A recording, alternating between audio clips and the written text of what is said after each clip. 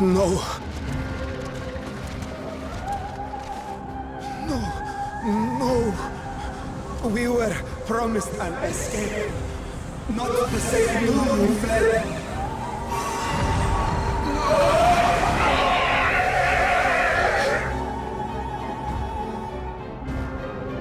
I shall not meet my final days here in this blasted waste.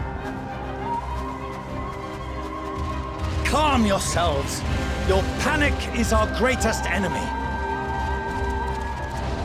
Come, we must build a line of defense.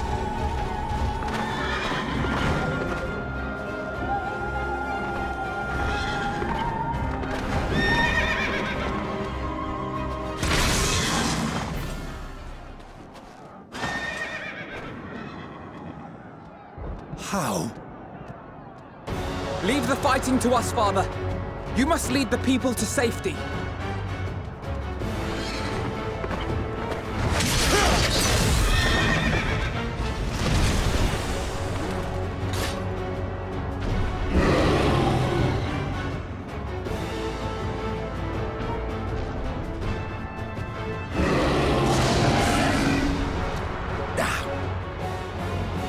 I can handle this, pair.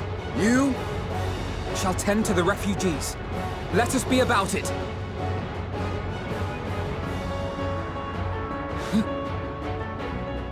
As you wish, my little lord.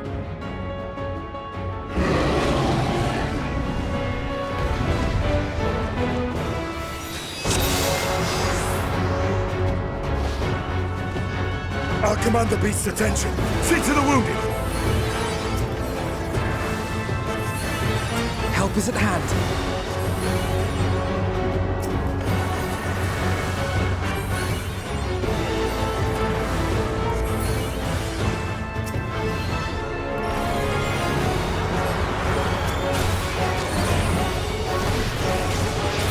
Leave it to me.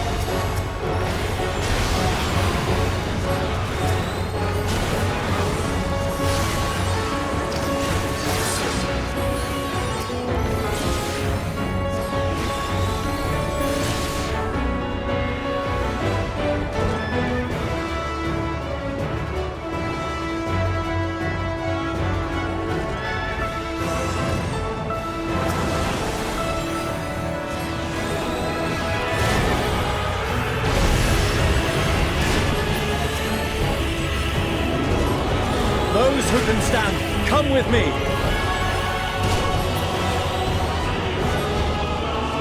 You're safe now.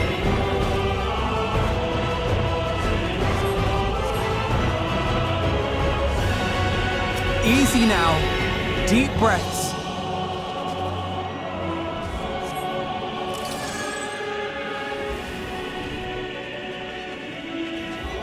Worry not for the refugees, but for yourself.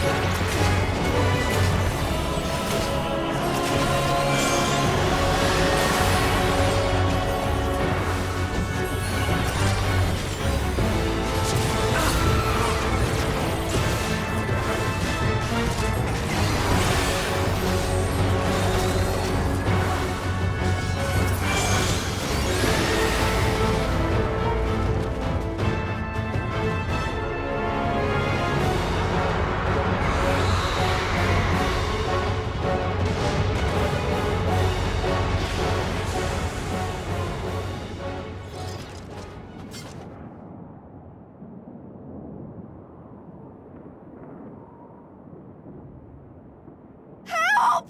Someone, please! What? No.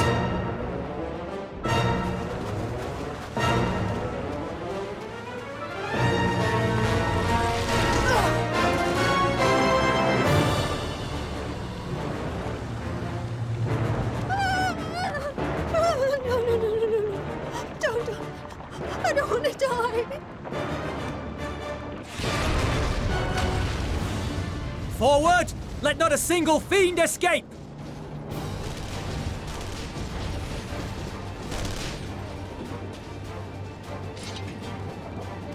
Wait, that's... Euless and the army.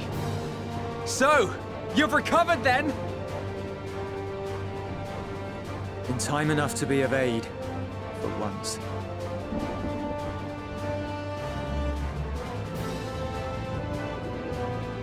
We can speak of it more later. For now, we must fight! To repay your salvation in kind, or with better! For Garlemald has her pride!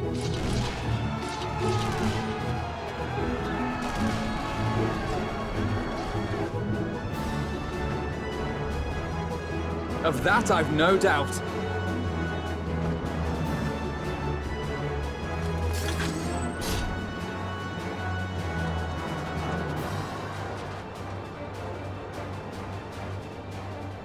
Good gods.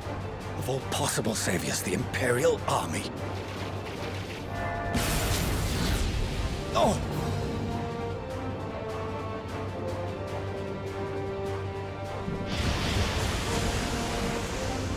I had hoped to take all of them down at once. Think a withdrawal might be in order? Oh, sod that. You know who would never abandon these people to their fate. To be devoured by their former friends. That'd be beyond cruel. These beasts must fall here and now. Well then, I'd say it's high time we threw caution to the winds. So long as you spare me the heroic sacrifices. Now, let's go!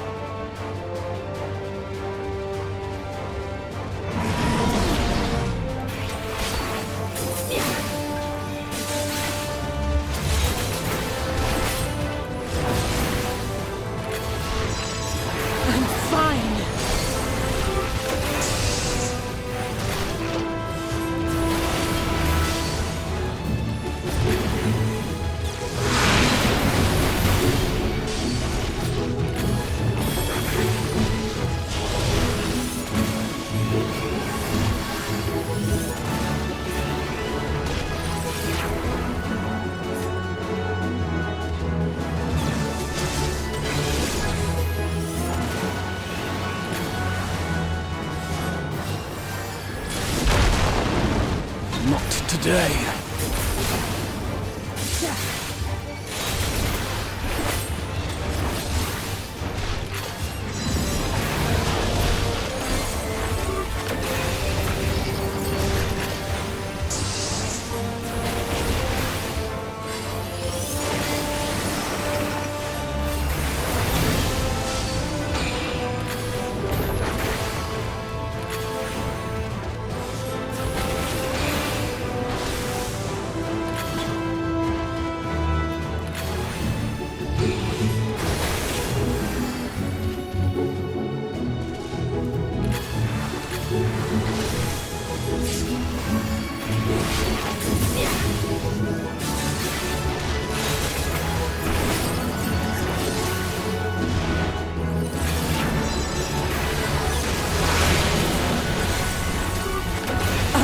done yet.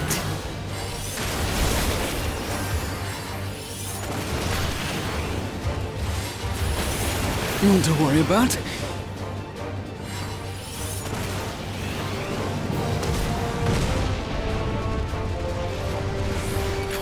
The air crackles with energy. Find cover!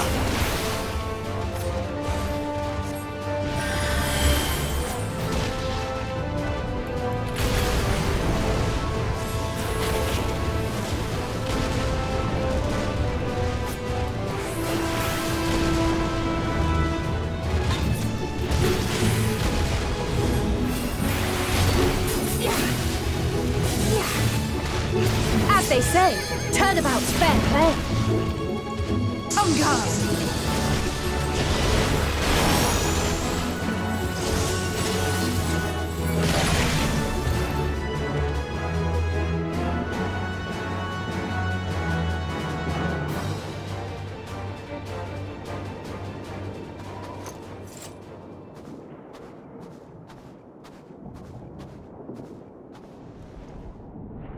There's not the barest trace of ether.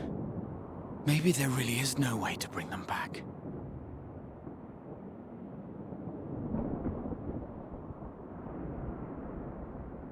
Thank you for saving our lives once again.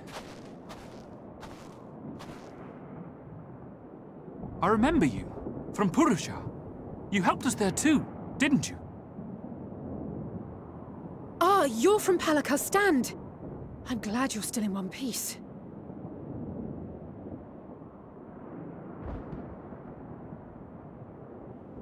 Or you will be, once I see to that injury of yours.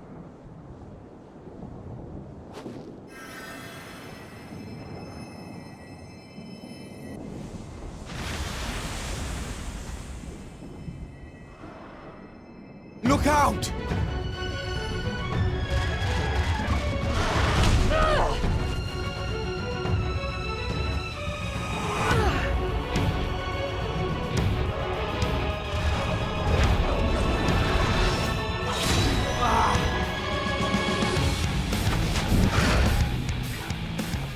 Get out of here!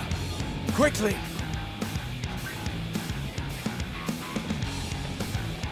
I won't lose them!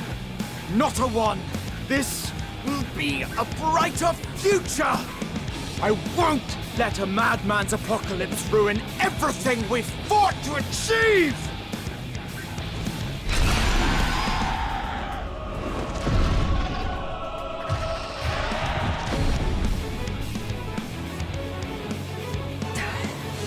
Get it together, Alize. You're embarrassing yourself. And in front of Father, no less.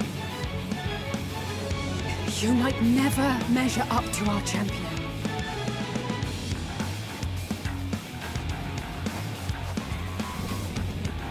But we ask too much of her as it is. You mustn't let Eorzea's hero fight alone.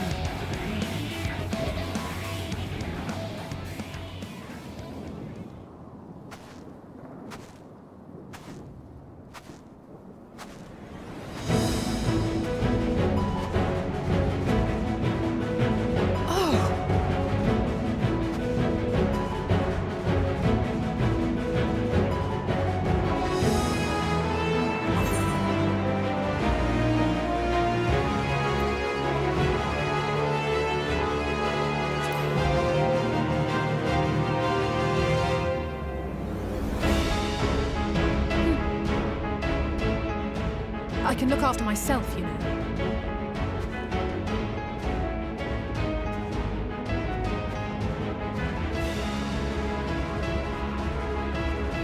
Everything's in order, I trust?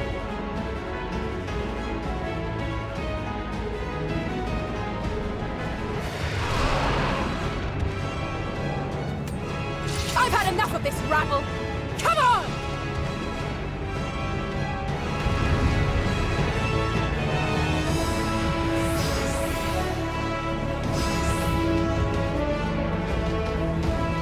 Oh, a trio for the ages!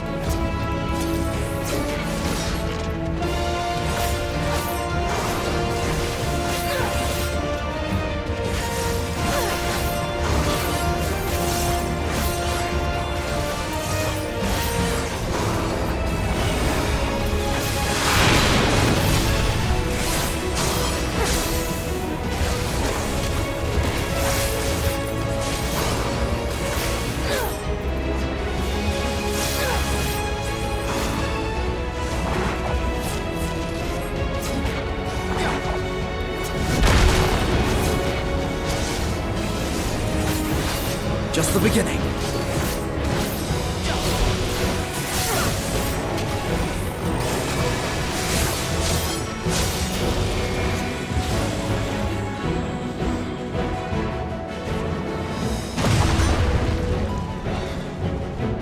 I had a feeling I'd find you here. This should be the last of the worst troublemakers. With me!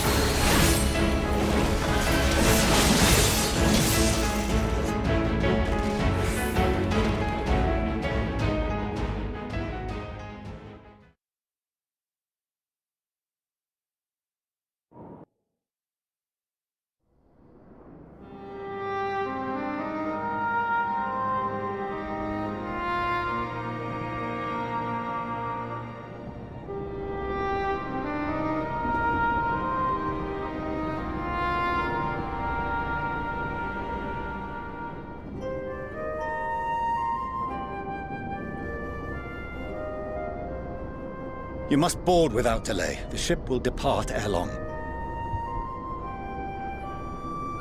Your offer to host us in Sharlayan is most appreciated. But will the final days not soon fall upon it as well?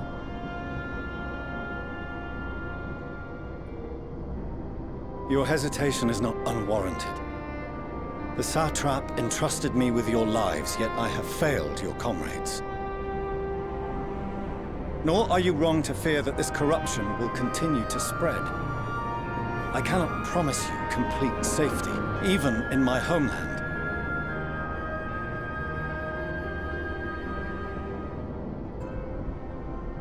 What I can promise is that I will do all in my power to protect you.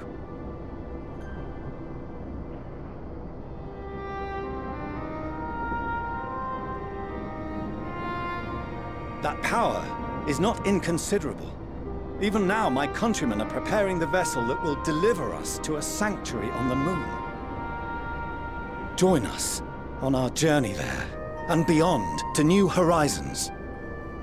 Come to old Sharlayan, please.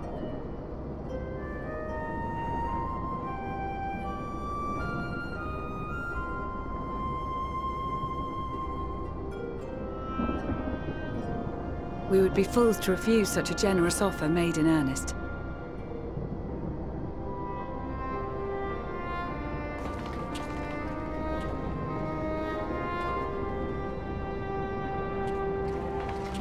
seems they've a new destination. The people of Radzat Han have known too much suffering. The march to Garlemald will only bring them more, short though it may be. I quite agree. Fortunately, they have you to look after them. Yes. Well.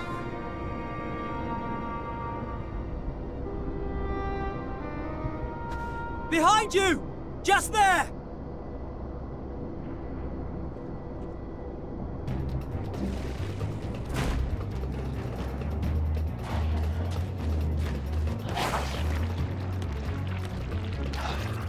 More of them.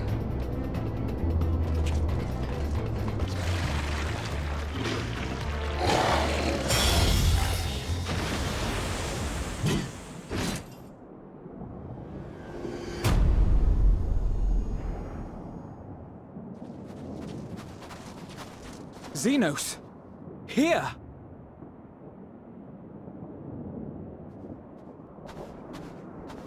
You'll be all right.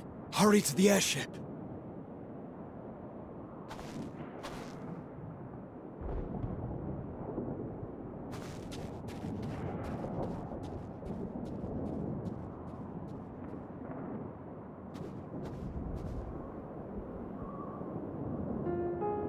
Why have you come?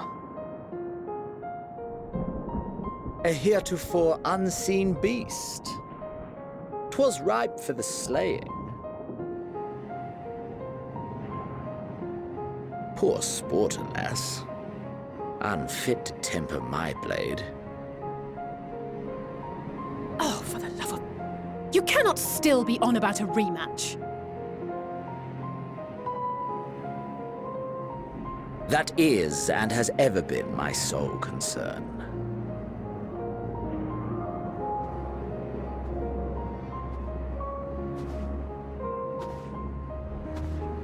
You, on the other hand, are fixated on a different quarry. Your passion pales before mine, yet neither hate nor despair seems sufficient to recapture your misdirected bloodlust.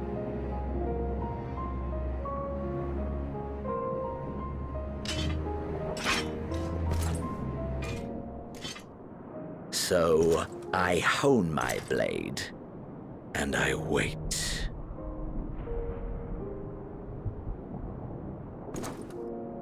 That's it. That's all you care about.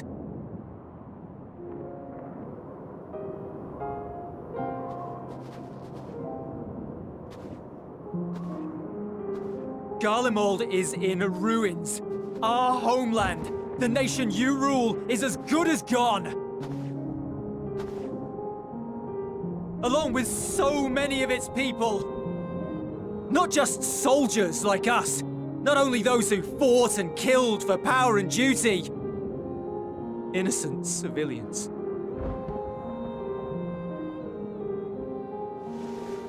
Murdered by their own flesh and blood. Lost and confused as they breathed their last. While we who survived with our lives and minds intact were left to freeze to death. The Eorzeans tell me all this was your doing! You slaughtered your countrymen! You did! For what? For nothing, in the end. So much wasted effort.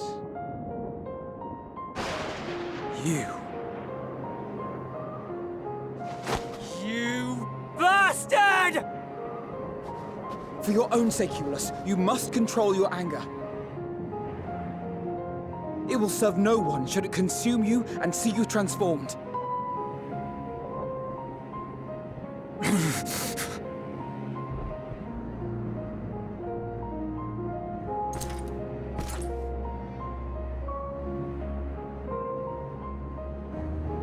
Would you be happier had I a good reason? What? If my motives met with your approval, would you no longer resent the outcome? If so, then perhaps a beast's skin would suit you better. Duty, honor, morality. All constructs of convenience when put to proof. Surely the war taught you how easily power becomes the tool of the self-righteous. How the people's justice was merely a means to their ends?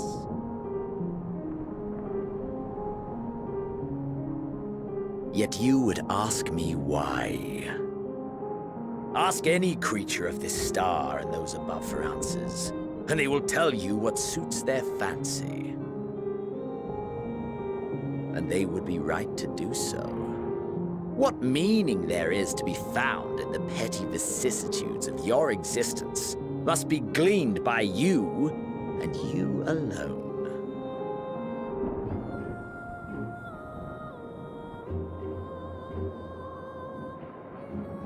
Should you seek it in battle in the fruitless pursuit of my demise, then come. Assume your rightful place as a notch on my blade.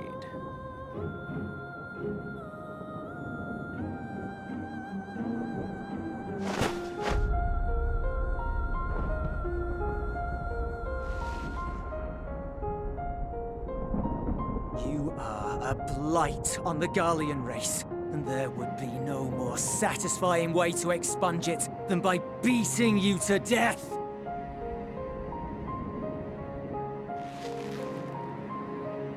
But I will not be party to another tragedy. I refuse to lose anyone else because of you. So go. Go! And may we never suffer your madness again!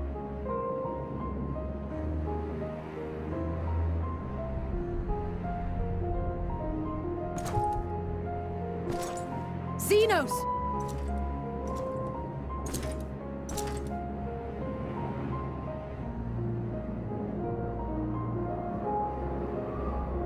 Perhaps you found meaning in living this way. I cannot deny you found strength. Yet if you only pursue your hedonistic pleasures and pay no heed to the plight of others, then no one will give you the time of day. You will never get what you want, not even the battle you pine for so dearly. You'll be alone for an eternity, and you'll deserve every agonizing second of it.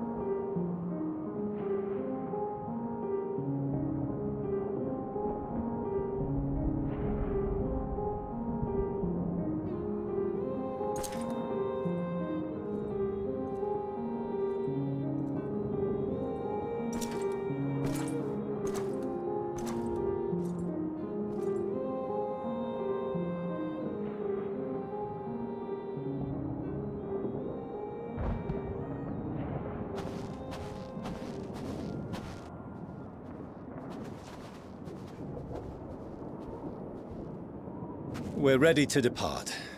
The refugee ships will be leaving shortly, but I've asked mine to remain for the time being. There's room enough for you to join me on it, if you wish.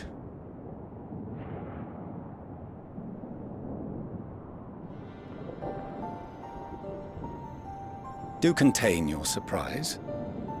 I needn't agree with the Scion's methods or intentions to acknowledge that their deeds are deserving of gratitude. We appreciate the offer. But might I ask why you are delaying your departure? I presume it is not solely for our benefit. I must visit Garlemald ere we return to Sharlayan. Having caused such an uproar, 'tis only meet that I explain myself to the Ilzabard contingent.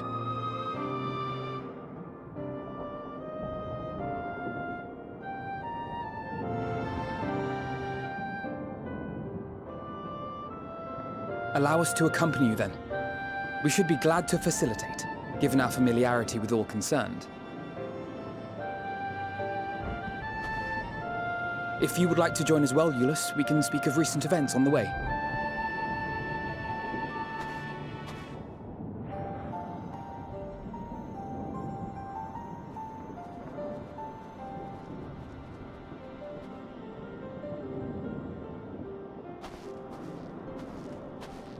He'll be after your seat on the Forum next.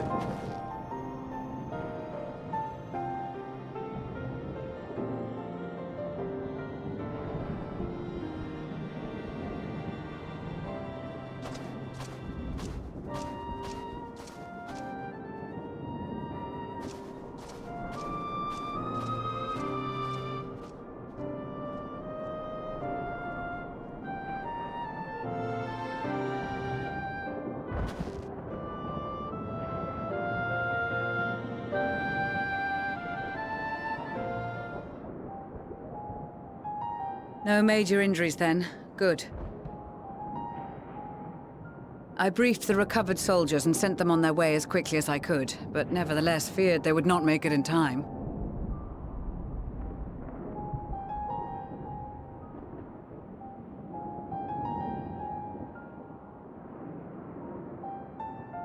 The additional support was invaluable. Your men saved more than a few lives.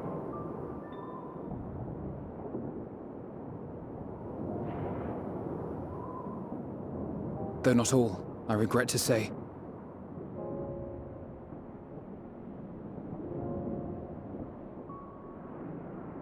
I take it that I'm addressing Lucia Junius? I'm the Forum's envoy, Fortuno Leveilleur. And you are owed an explanation for these most dire developments.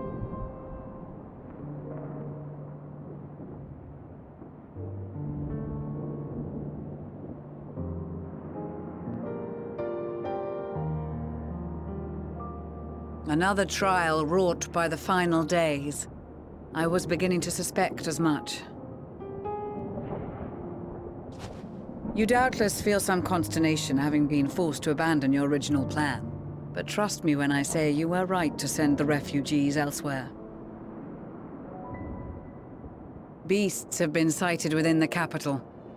Perhaps it was a stroke of grim fortune that the population was decimated beforehand, as they've yet to appear in any great number, but in time. In any case, Maxima leads the remainder of the contingent in an effort to cull the creatures and evacuate the populace as we speak. Once the airships have taken to the skies, I pray your men can be persuaded to join him. You'll permit us to retain our weapons? I wouldn't have sent you after the Scions were I expecting you to stab them in the back. And I, for one, would not consider past transgressions more relevant than future contributions. Regardless of the circumstances that saw us at odds before, we need men of courage now, more than ever.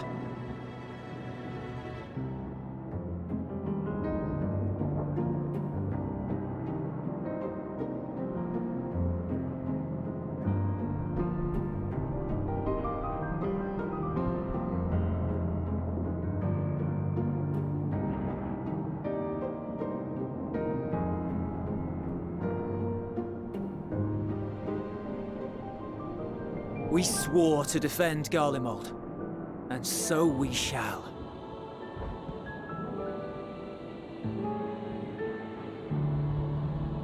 It seems you have everything under control. You will excuse me then, for mine own duties await. A moment, Master Fortuno. You did desire to express your appreciation for services rendered, did you not? I did. Though if you intend to again ask that Sharlayan alter its course, you will find my gratitude insufficient. 'Tis nothing so onerous. I wish to hear the details of this grand endeavor of yours.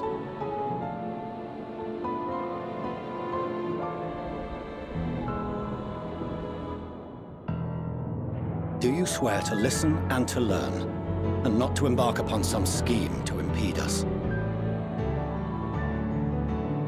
I swear.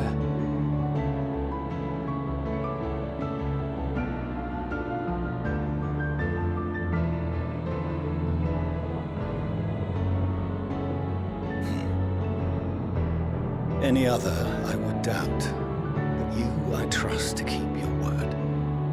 For not once have you broken it. Very well. I will request that the Forum make you privy to our plans. You may await our summons at the Baldessian Annex, assuming the decision is in your favor. Does that suffice?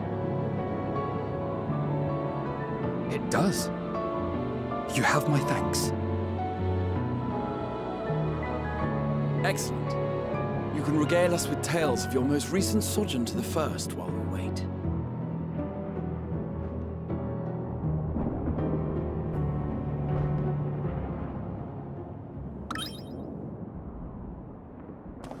Did you hear something just now?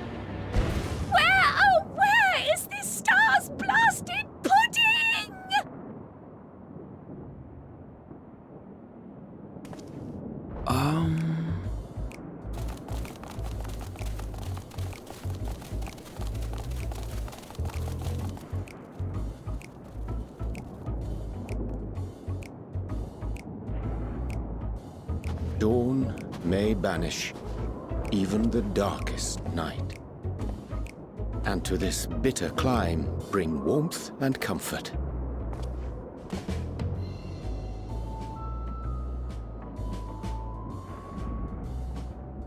'Tis heartening to see such an assembly upon my return. I thought often of you whilst I looked down upon our star's brilliance from the moon above. Yes, but what are you doing here? And dressed like that? Aren't you cold? Verily, I fear for my health should I proceed to expound upon our purpose ere I procure more suitable garments. Then allow me to summarize. We're here because none of you lot are up there.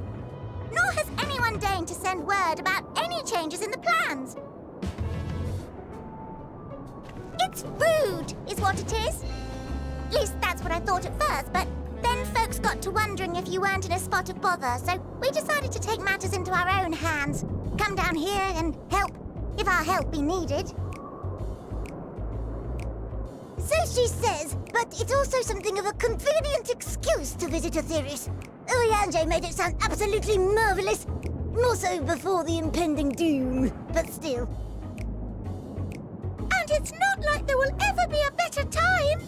What with the aforementioned doom? Marvellous, they say, yet not an ounce of pudding to be found. I must suffer Oriange's inferior works no more.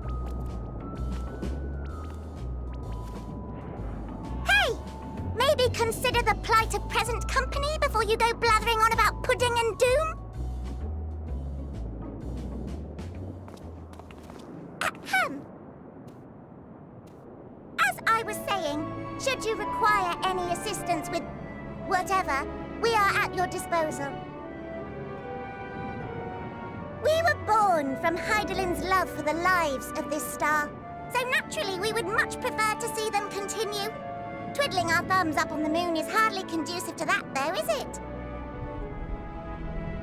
Aye, not when you've all got such precious thoughts and feelings and hopes for the future deserving of more active preservation.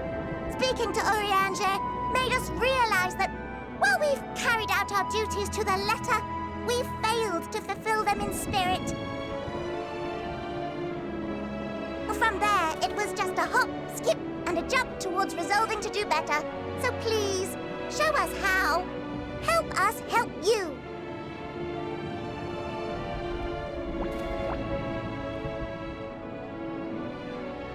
Forgive me, but are they... Thy distant collaborators, indeed. Hail, fellow, well met. You'd be a member of the Forum, would you? It's an honor and a pleasure to meet you at last. I'm Livingway, Hydaelyn's right paw. That last bit is very important. As am I, if I may humbly say so myself. I bid you welcome to our star, Livingway. On behalf of the Forum, I thank you for traveling such a distance to meet us. As you have surmised, preparations for the Exodus have not proceeded as smoothly as we had hoped. I should be happy to personally escort you to our headquarters in Sharlayan, where you may advise us as you deem fit.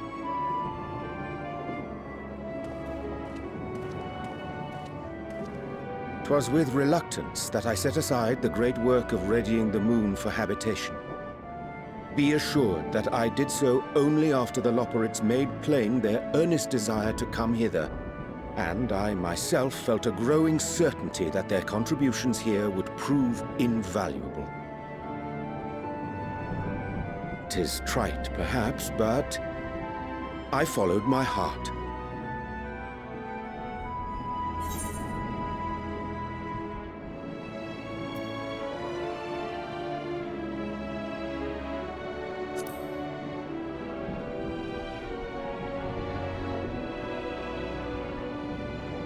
For a time, at least. Nevertheless, 'twas worth the journey to find present company well. Will thou attend us at the Forum and lend thine own wisdom?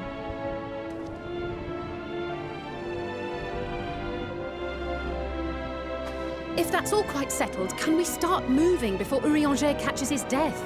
Even I'm freezing out here. Oh, I dare say you'll warm up quickly once you're aboard the airship. Sat shoulder to shoulder with our fur-covered friends.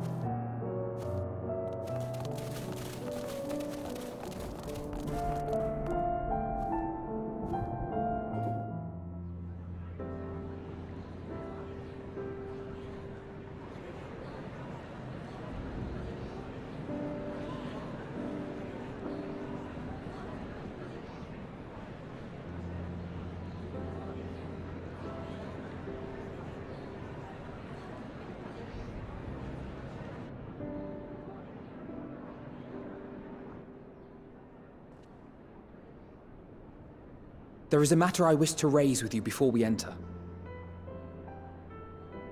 We are here to listen and to learn. But if the Forum's plans are more or less what I expect, then I should like to make a proposal that will serve our ends. By your leave, of course.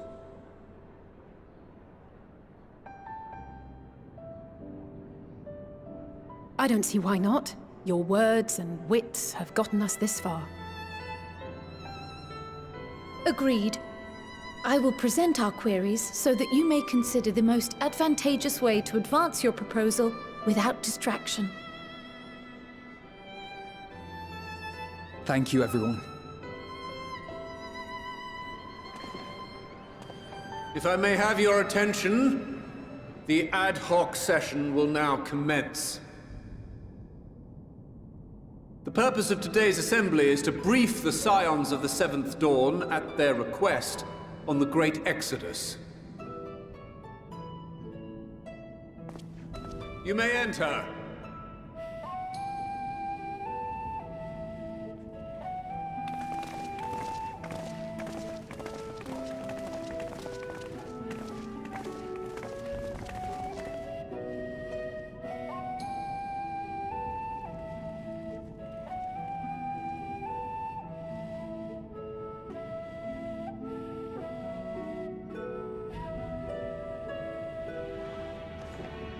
On behalf of the Forum, I commend your heroic actions on the Magna Glacies. We shall not soon forget your service to us and the people of Radzat-Han. The Satrap, whom we have informed of the refugees' new arrangements, sings your praises as well. As an expression of our gratitude, we will endeavor to answer your questions as fully and openly as we are able. Then let us begin. First, it is the Forum's objective to ferry the life and knowledge of this star to the moon. Am I correct? You are. It is for this purpose that Sharlayan has labored these many long years.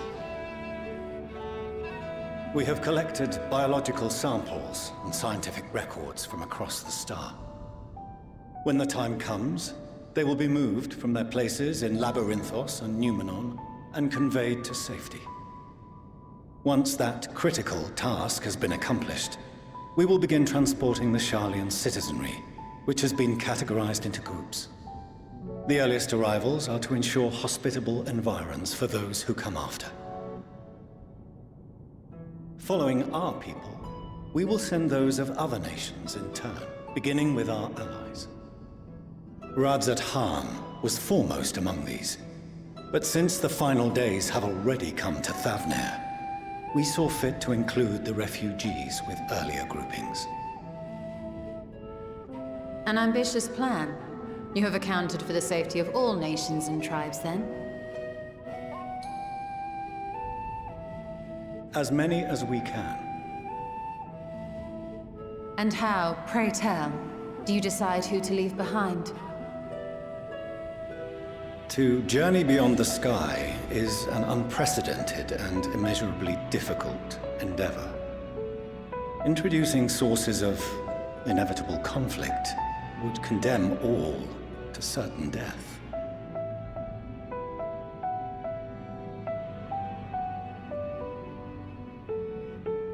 Questions as to the validity of that approach aside, are your plans proceeding apace? We're under the impression that your primary means of celestial transportation is incomplete.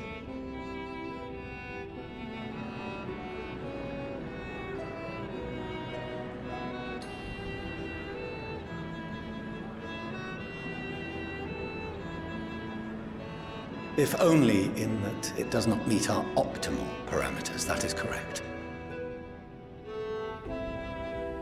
This Ark, as some have taken to calling it, is fully operational and could be launched even today. However, the final days have progressed more quickly than we anticipated. At present, the ship is incapable of attaining speeds sufficient to meet our evacuation targets. Should we put the vessel into service, as it is now, we will be unable to travel to the moon and back quickly enough to complete the necessary number of trips. Precious lives and knowledge will be lost. Seven Hells. Is there anything to be done? The ether burner, the primary means of propulsion once the craft is in the space between stars, is undergoing testing to determine whether it can be made more efficient. Though cargo is being loaded for the initial phase of the Exodus, we are prepared to continue our experimentation up to the day before launch, should it prove necessary.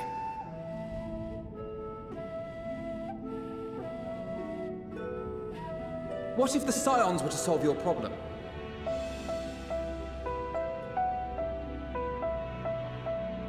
We shall help devise a means to improve the ether burner's efficiency, on 2 conditions. If we succeed, you must allow us to meet with Hydaelyn.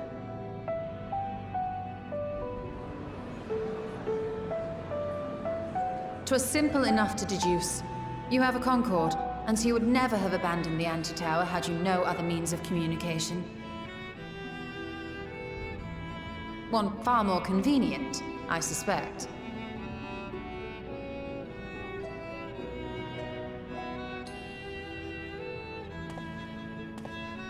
The second condition, also to be met upon our success, is that we be permitted to propose another use for your Ark.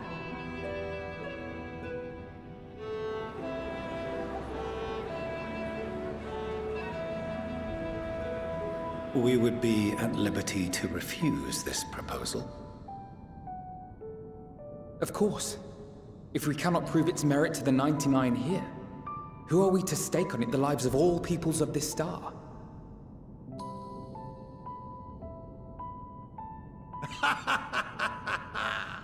Delightful as always, Master Alfino.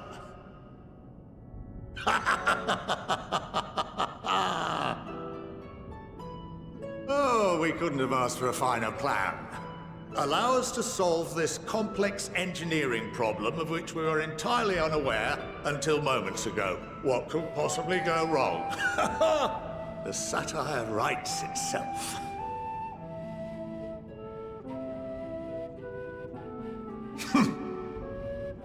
Yet, what field has not benefited from a change in perspective? When we are at wit's end, what we need is not the same dry theories recited ad nauseam, but fresh inspiration.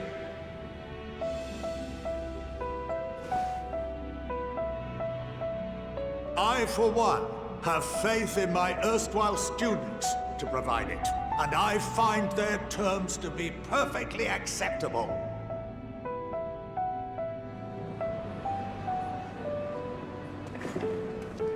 Order! Order! We have no time to waste on debate. I call a vote.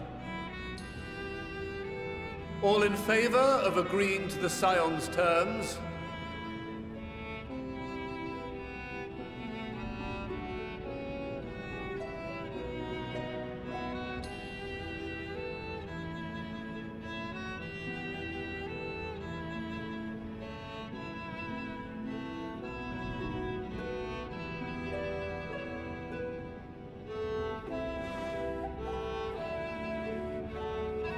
"71 in favor, 28 against. The ayes have it. Fortuneau, as the architect of this project, you are the best candidate to show them its current state. And bear in mind that regardless of your personal misgivings, this is the will of the Forum.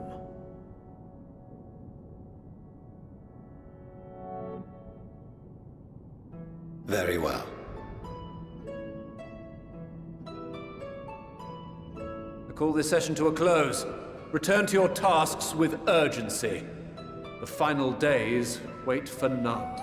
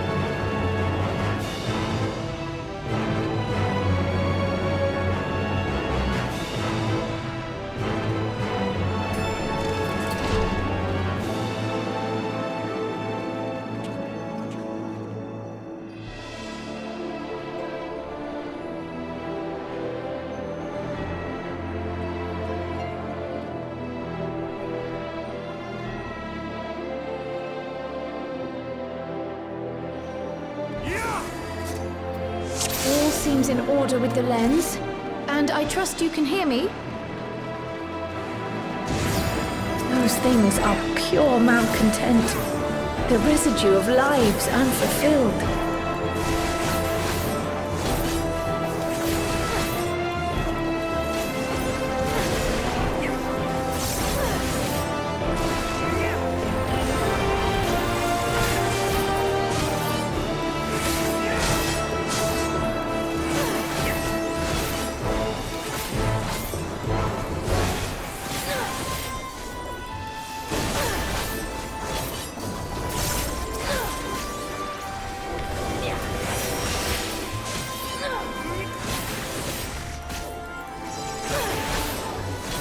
You underestimate me!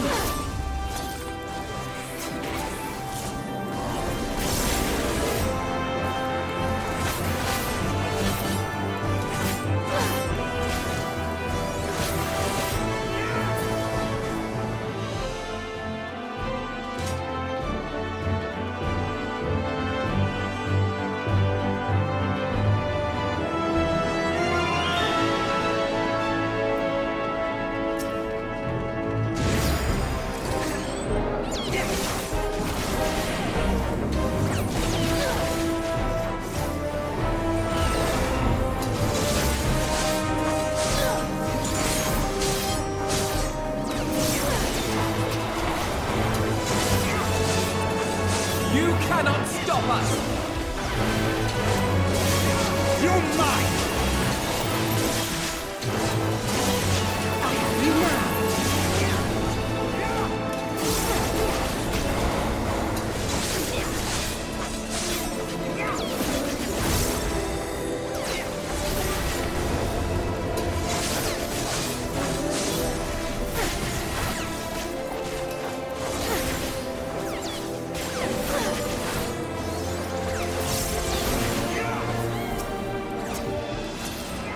You're mine!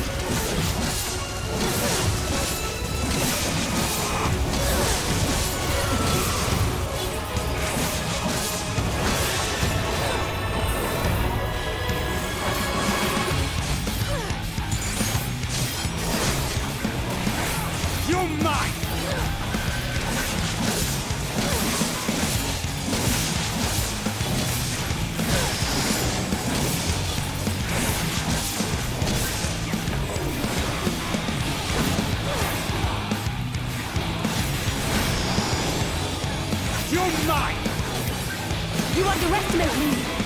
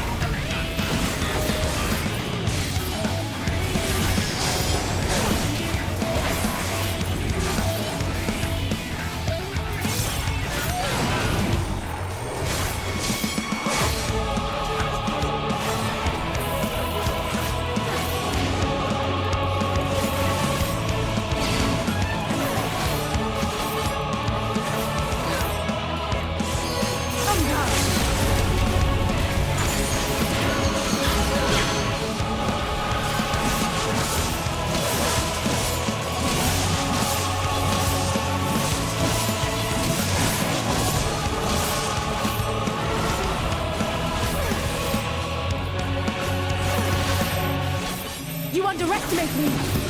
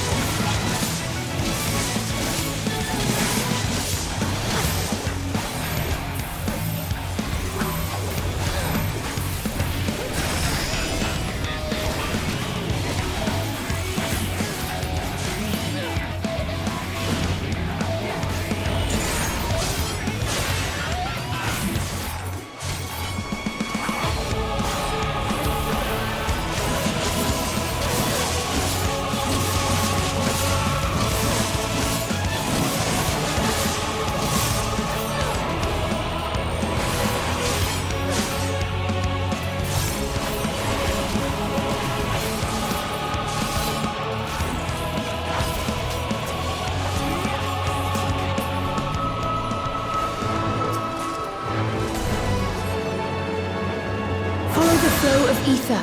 It will guide you.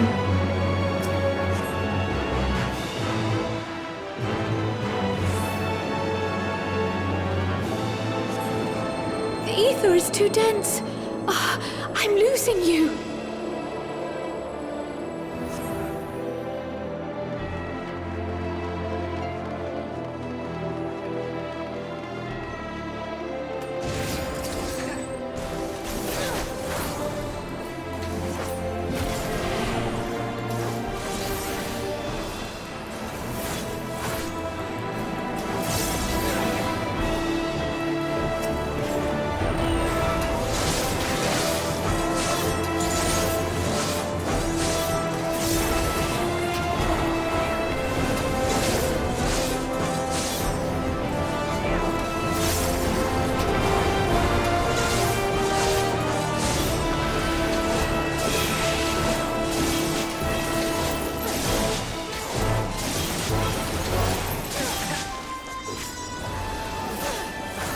You're mine!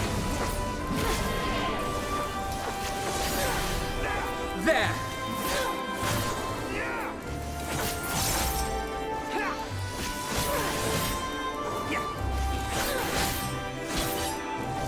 You're mine!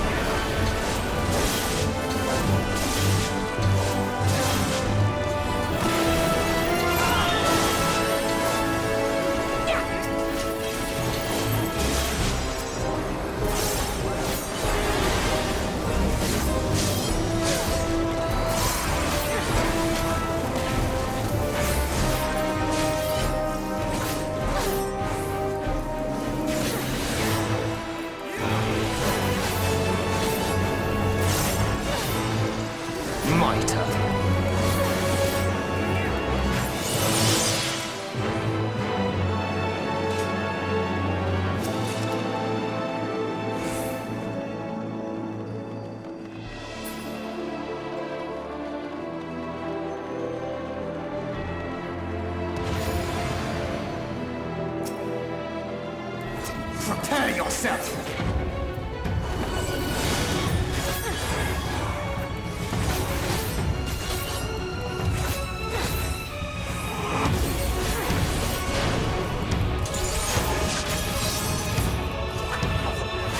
You're mine!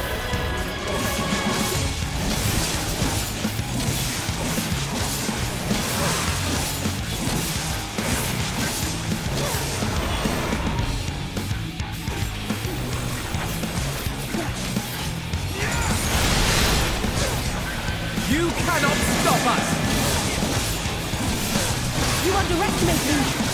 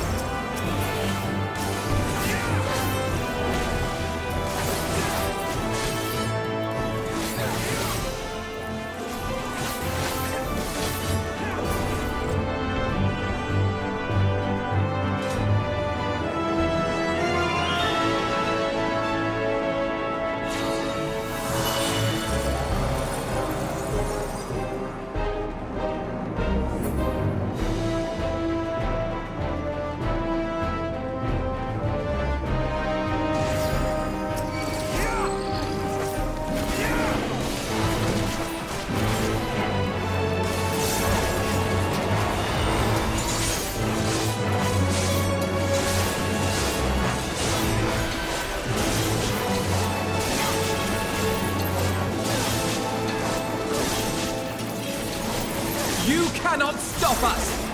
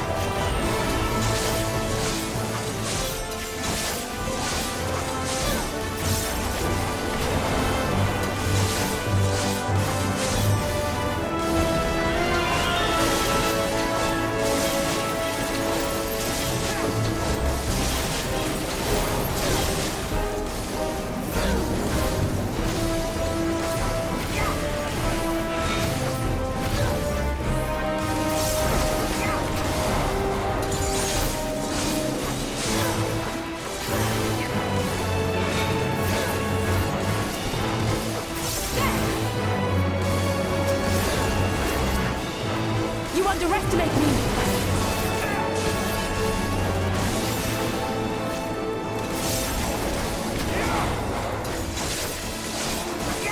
You're mine!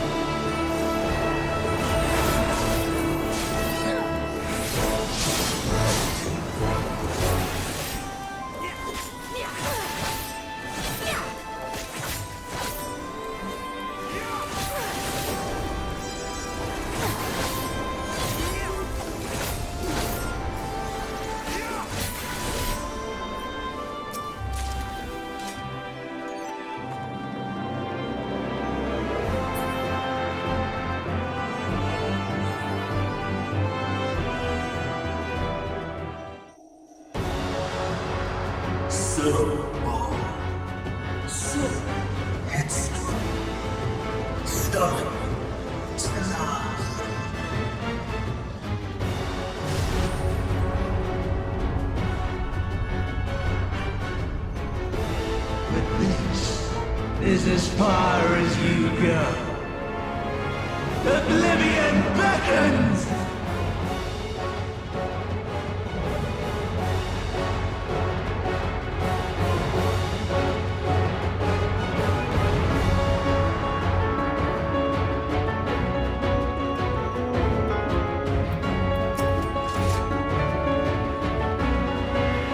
Many faces have I worn, but this is my favorite by far!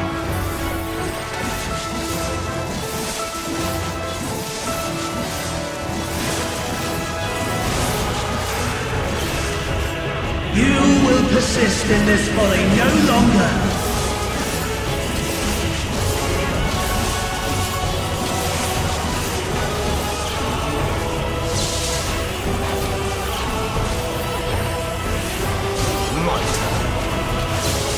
The stage is set!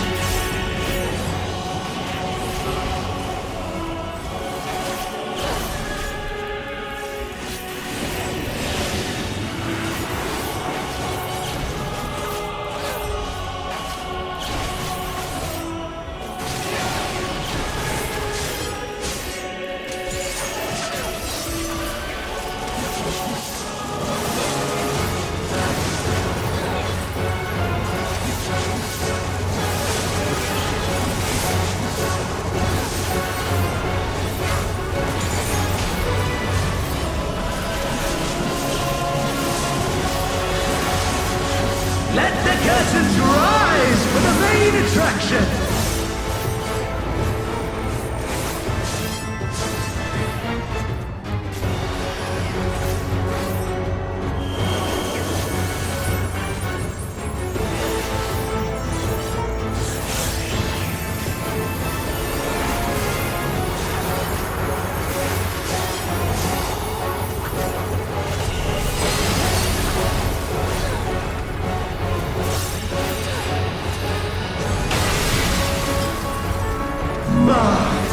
What a boorish audience you are! Try and stop me!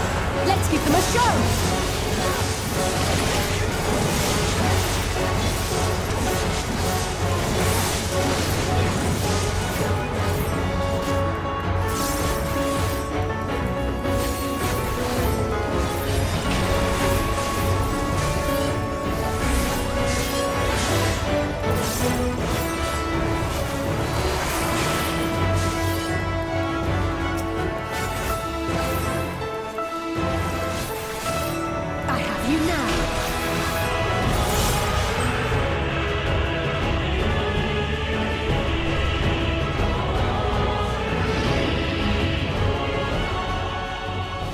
Lies! All lies! Your dreams, your hopes, your futures, delusions and lies!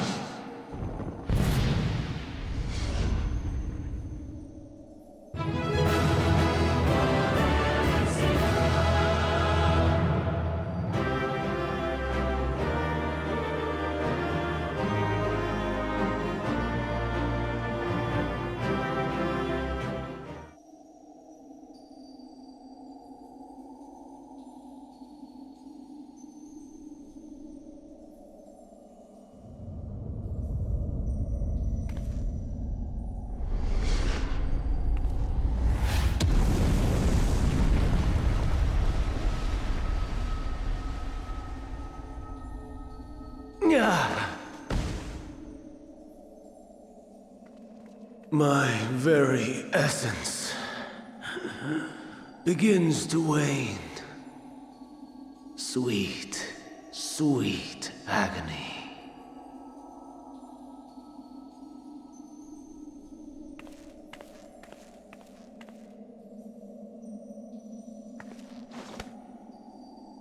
Leave this to her.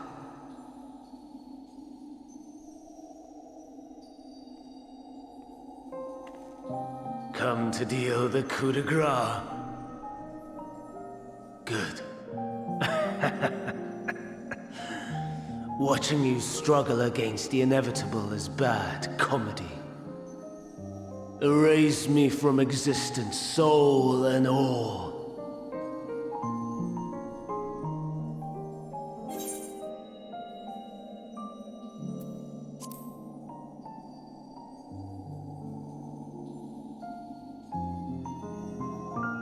How would you know that name?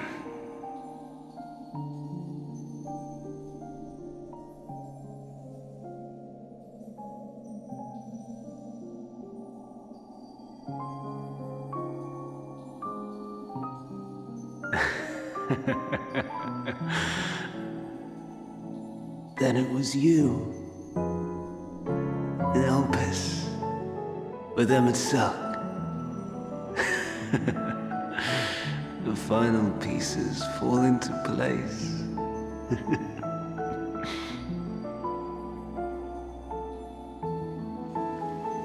In my halcyon days, as the mortal Ammon, I was haunted by a dream. Night after night, the faceless multitude, the voiceless cries, shards of shattered memories. But slowly, the fog began to clear. This was Elpis. And I was Hermes. Recurring though it was, I paid this dream little heed. It was only when I was granted the seat and memories of Fandaniel that I knew these visions to be true. They were the memories of Hermes that he himself erased using the power of Kairos.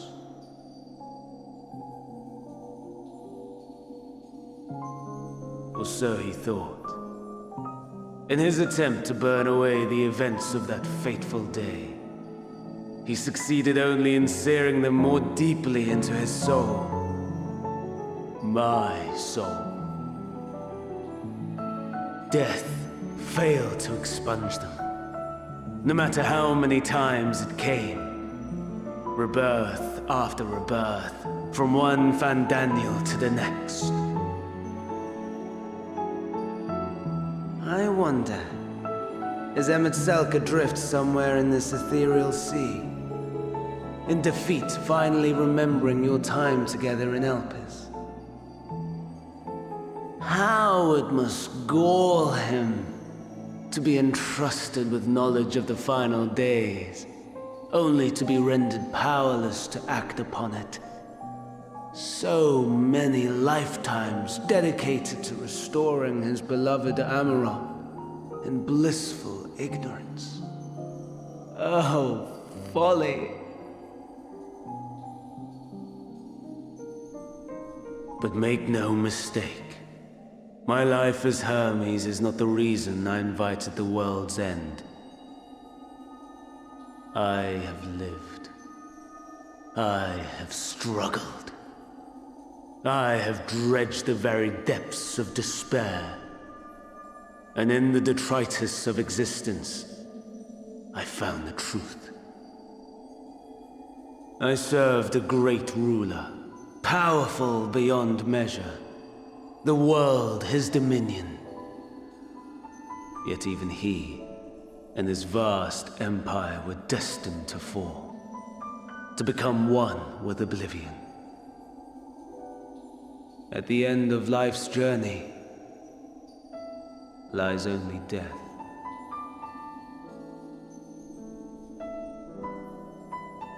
So I ask you, why live at all? We betray, we torment, we murder. We are wicked, spiteful creatures, without exception. If life is so sacred, so precious, why fill it with such misery? Man wallows in a hell of his own making without purpose or meaning. To live is to suffer, and I would end that suffering by my own hand. It matters not if it flies in the face of all believed right and just. Death is the only solution!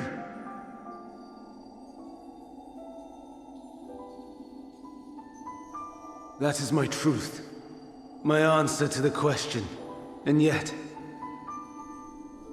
even as the words pass my lips, I am filled with doubt. Has my search reached its end?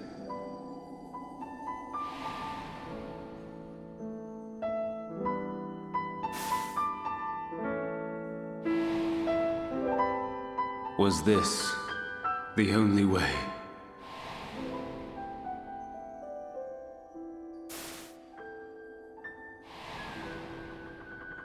After all these years.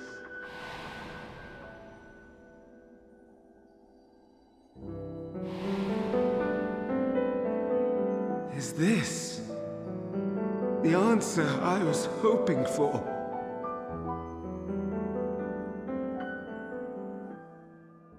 The lamentations of the damned. How it vexes me to see your conviction falter at the last. Fandan, still clinging to existence, I see. You, who champion death so fervently, unwilling to accept your own, refusing to be purified and swept into the sea of souls. As do I. We prisoners to men, watching as the world turns.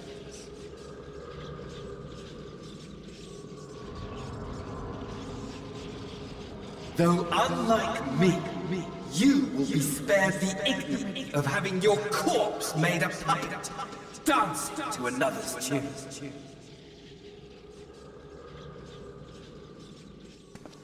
Is that Arsahi? How very astute. But let me be clear, I have not come to consort with the likes of you. Nor have I come to bemoan the state of the world following my untimely demise. In fact, I delight in mankind's downfall, and the anguish it brings the savior of the savages. If I played some small part in the chaos, all the better. Not that I was in any position to resist. But to be made accomplice to the betrayal of Lord Xenos.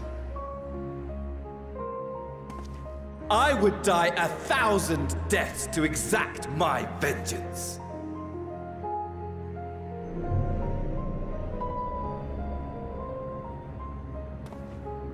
Now you are at my mercy. I shall drag us both into oblivion, and you will never see the fulfillment of your magnum opus. Even should you be reborn, your desperate search for answers must start again.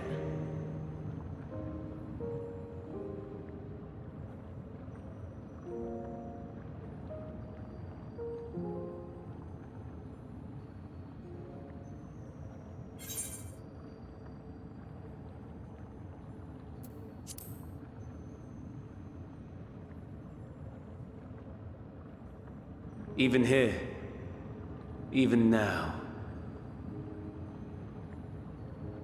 you have every right to hate me. For the fool I was, for the monster I became. But I will not beg forgiveness. The tale of Hermes, the man who knew so much, yet understood so little, ends here.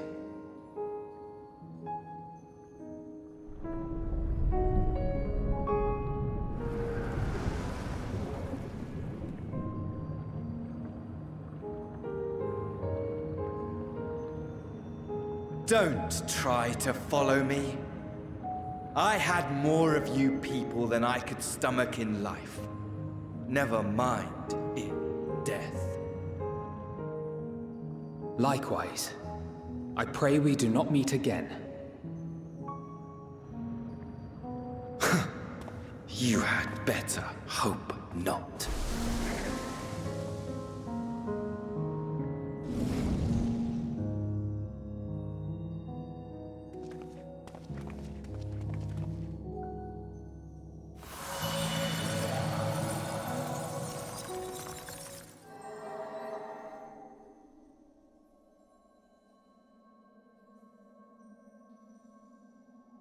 Come. Hydaelyn is waiting.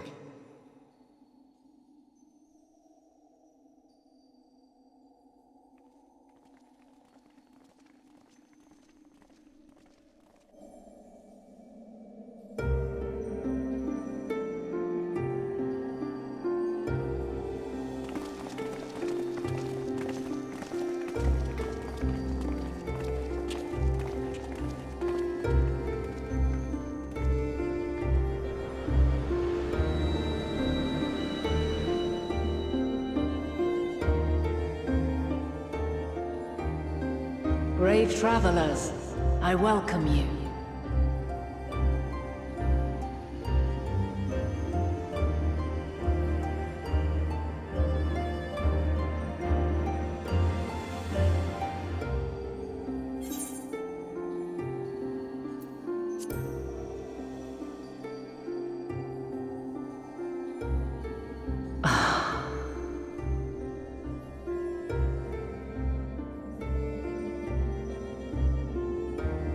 I see.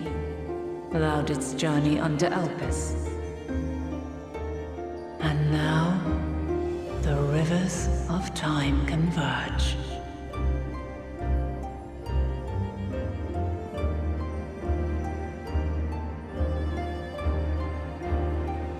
I know why you have come. Yet I would hear you speak your reasons all the same.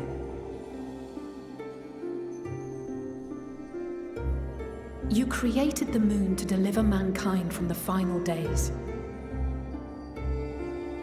But is that really how it has to end? We do not wish to abandon this world. We want to protect the source and all of its shards. To flee is but one of two paths. The other leadeth to Meteion, far beyond the stars, where she doth chant creation's requiem.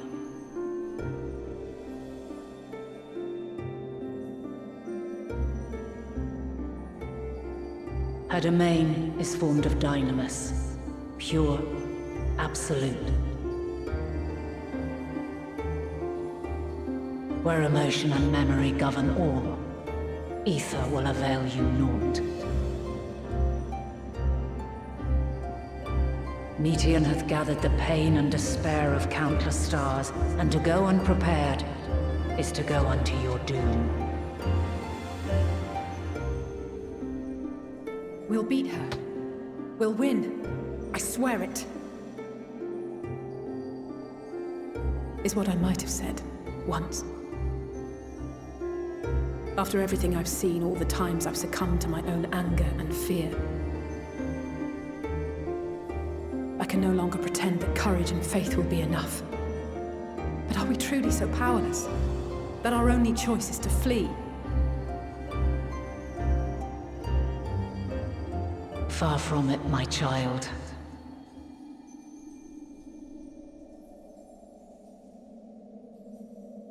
Long ago, the inhabitants of myriad stars, many more prosperous than Atheris, sought to free their worlds from life's woes. Sorrow and anger, conflict and hostility, despair, and even death itself.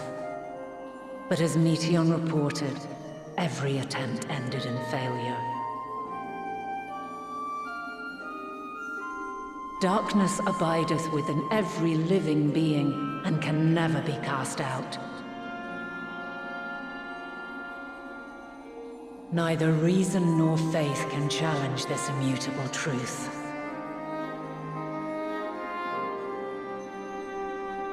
To live is to suffer. And in suffering, find strength and purpose and hope.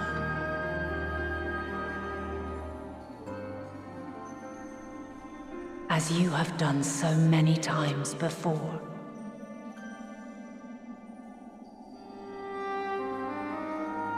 Thou dost pursue an impossible dream, yet knowing this, you pursue it nevertheless. and thou hast learned to depend on others as they do thee.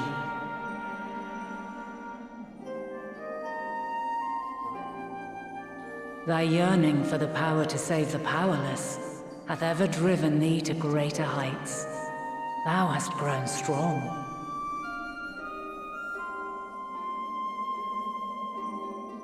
Though those closest to thee no longer walketh by thy side, their love remaineth thy guiding light.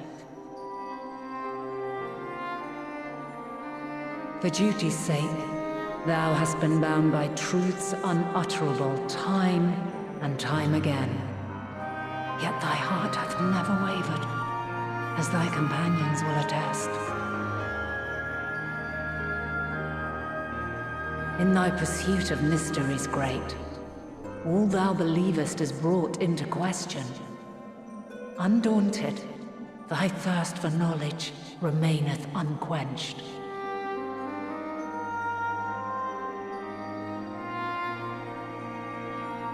The fires of hatred that once burned in thy heart burneth no more.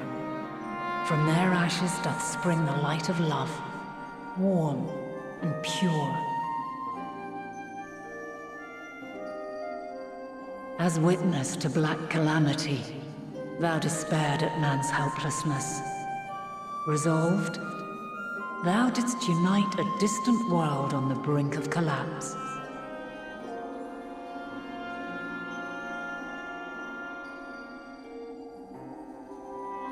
And thou, my champion, when all did seem lost, thou never abandoned hope.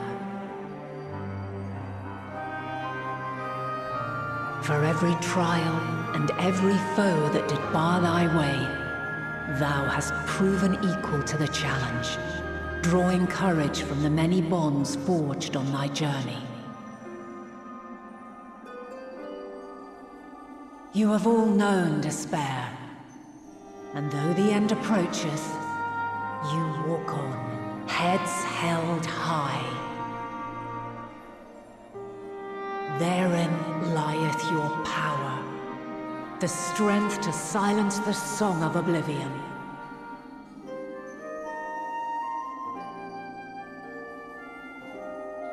Then there is a means to confront her. Yes, if you should prove yourselves worthy.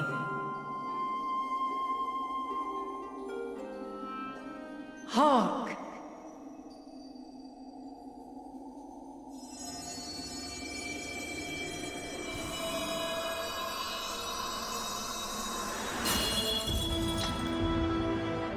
Nigh impossible is it to send mortals to the edge of the universe.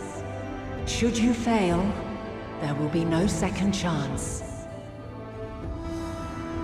As the will of the star, I ask of you this. Do you possess the fortitude to stand firm when all around you doth crumble? Do you possess the faith to vanquish despair itself? Should you lack the strength to best a supreme deity, I cannot allow you to make the journey. You must leave this star and never return.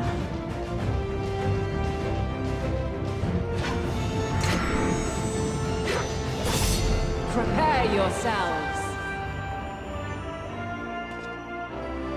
Prove ourselves worthy, then. Sounds straightforward enough. Aye. No room for confusion there.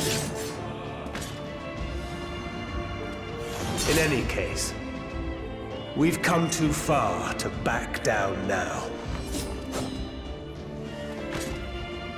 I am of the same mind. What power I have, I shall bring to bear. The three of you seem to be forgetting who we're up against. It's not every day we battle a divine being of untold power. Well, not quite every day. Do try not to get underfoot.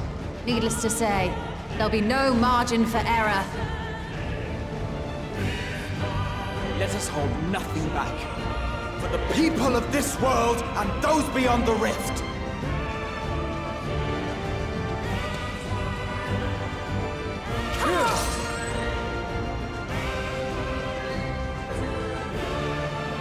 Alas, the question I posed to thee in Elpis hath remained unanswered these long years.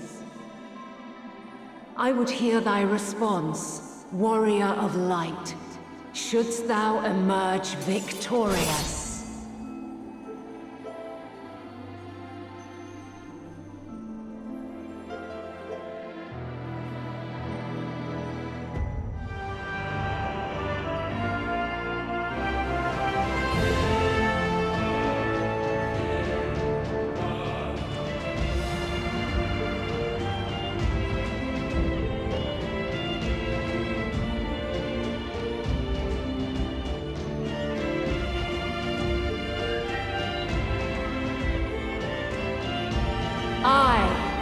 The last of my kind shall test thee. Come, prove thy worth!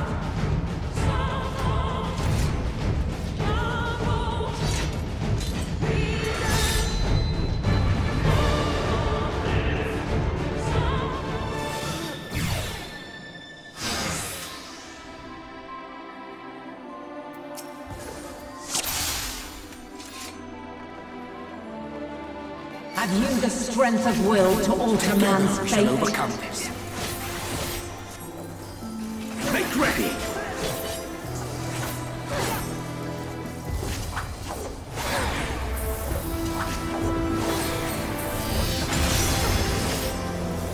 A change of arms.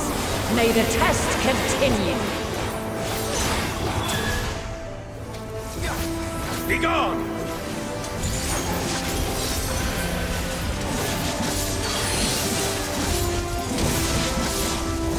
Where near or far, I will not hold back.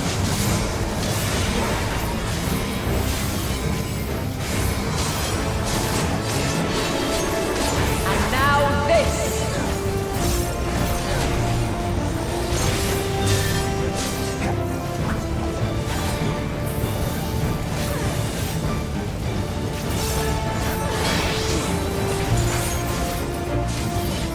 Light unyielding.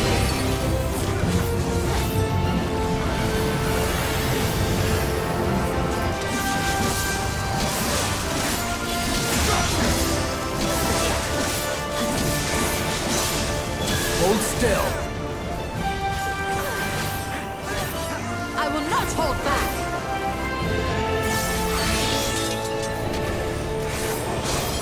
By blade! I will not hold back.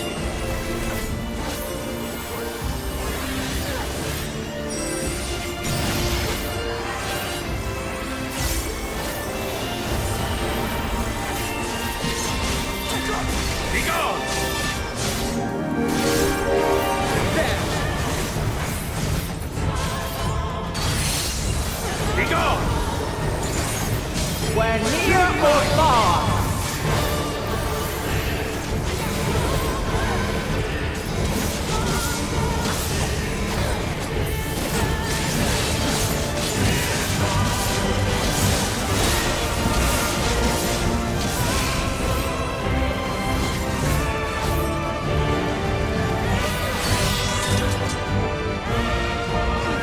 by blade!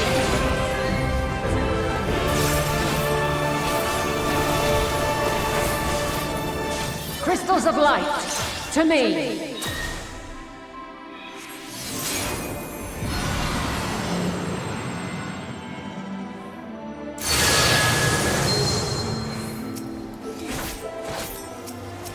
Here!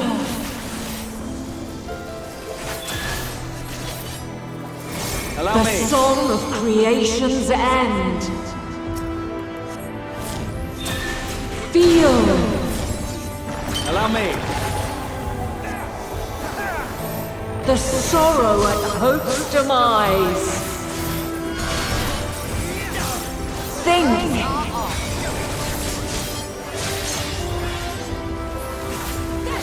Find your way in the darkness.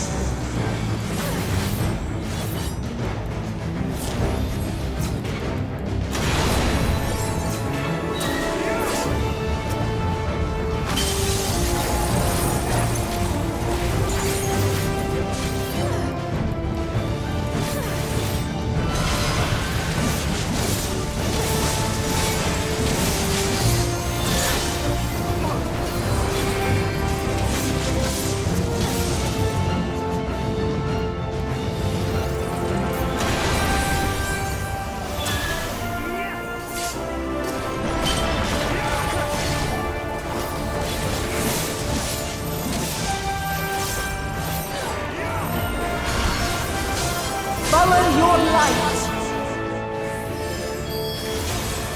Or fly, my children, and never look back.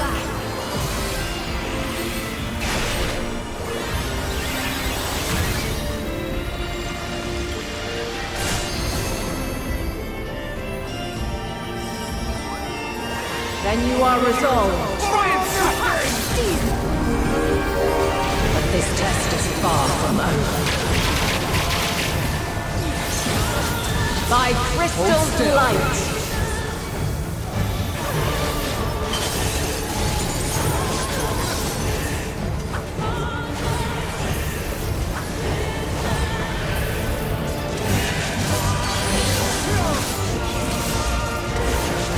We're near or far. You underestimate me.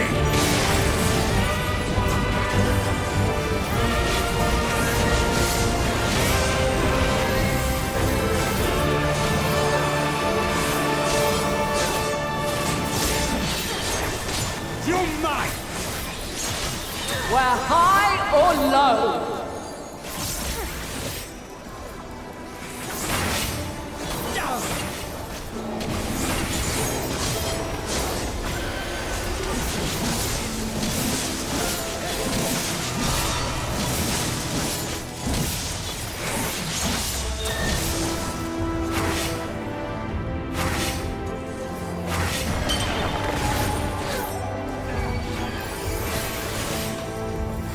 You now.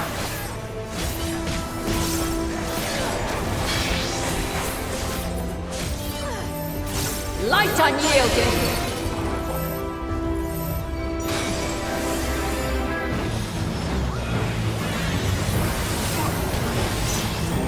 Refulgence eternal.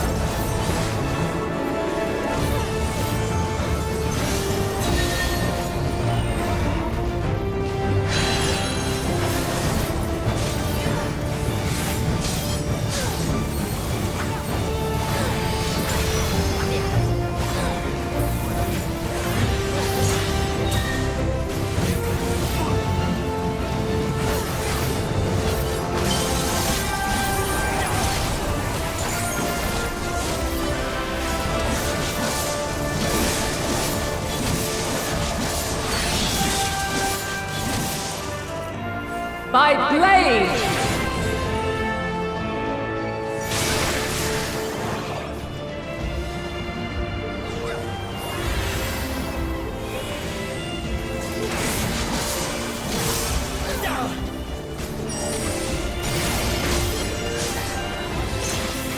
Succumb not to fear! Hold still! Be gone!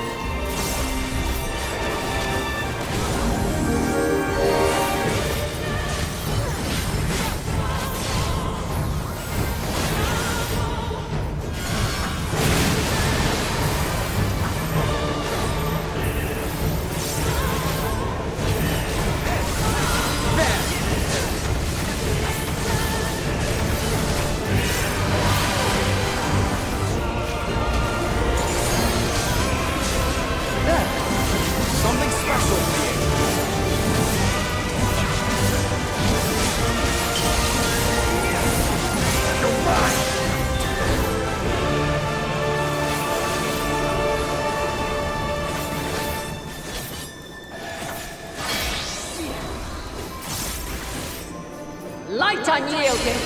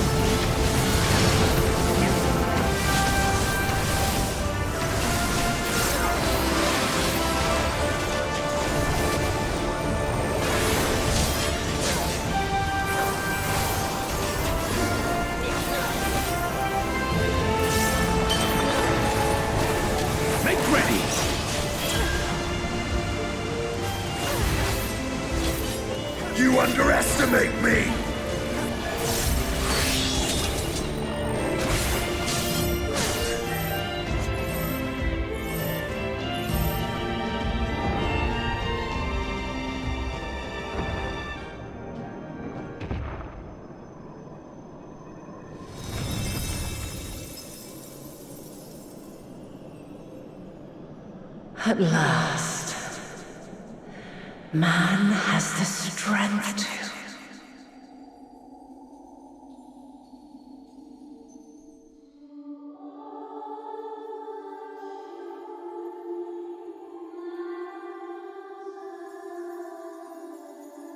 No!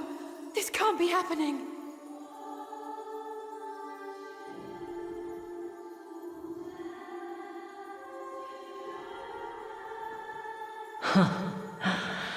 Though my power is in constant flux, I have always kept a reserve for this very moment. It was a true test of your prowess. You have done well.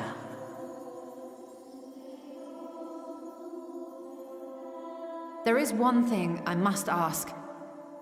By sundering the world into 14 shards, the ether of all living beings too was divided. This reduction would in theory allow us to more easily interact with Dynamis. Having seen mankind brought to the very precipice of extinction, you wished for us to develop a means to overcome despair. You believed we had the potential, and sundered all creation to see it fulfilled, to deliver us to that swirling maelstrom of Dynamis in which our foe hides, and grant us the power to defeat her once and for all. Is this not true? It is as thou sayest. 'Twas the trial to which I subjected mankind, and it hath led to untold bloodshed and suffering. There was no kindness, nor justice in the tragedy I wrought. When confronted with the almighty Zodiac, my only recourse was rend him and the world asunder, that his power be diminished for a time.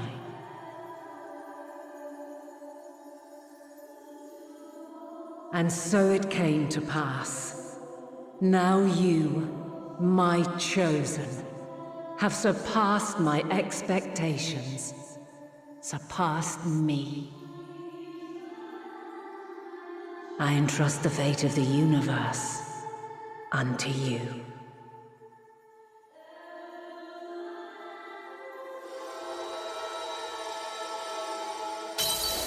This crystal contains the memory of Meteion's passage through the stars. Deliver it unto the Loporrits. They will guide you to her.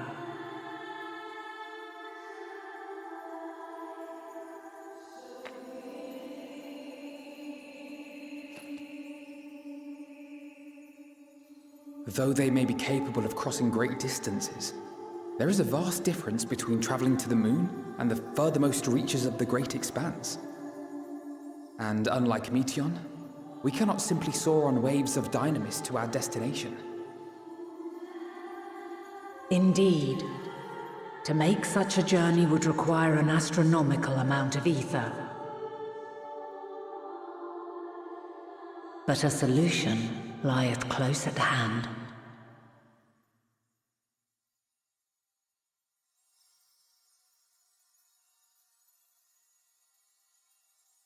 Of course. Yes, my child.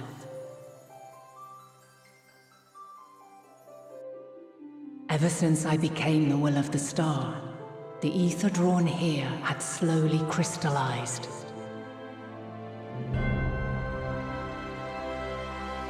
They who have answered my call know it well. While I have remained hidden, it hath become the embodiment of the planet's will in my place. A faceless, omnipotent force of nature.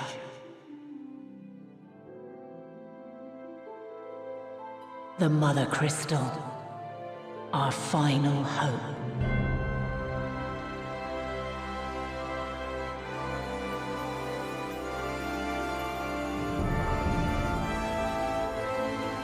Alas, I can do no more.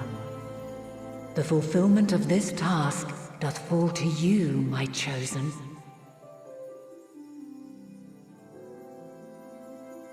Now, heed these words. Darkness and light, despair and hope, as goeth one, so goeth the other. Become light, become hope.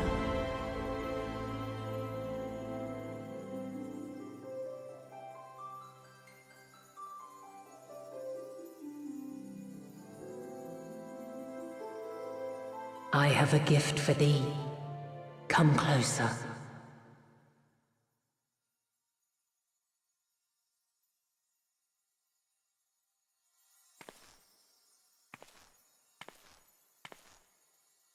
Long have I searched for a means to safeguard the future of this star. Though I knew failure after failure, by recalling thy tales and my promise to thee, I found the strength to carry on. Though the world is ever changing, thy thirst for adventure hath never waned. Thine unshakable resolve never ceases to amaze, to inspire. As a mark of my gratitude, I bestow this final gift. Thou dost possess the Crystal of Azum, yes?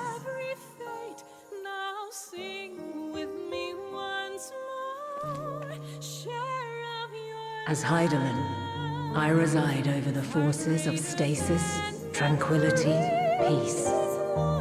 The laws which impart stability to existence itself. I will weave this self-same power into the crystal, granting thee mastery over matter, to give form to the formless. Use it wisely, or it will not last indefinitely. As thou hast seen on thy journey through the ethereal sea, souls are drawn to thee. Mayhap this trait will prove to be a boon rather than a hindrance.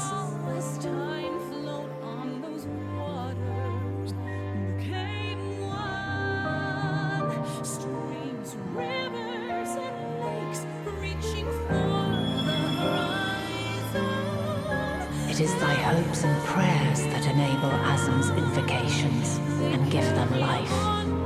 So keep them close. But pray, remember this. When the way forward is hidden, even from the mind's eye, look not to the invocation, but within yourself. These were the words of the crystal's original bearer.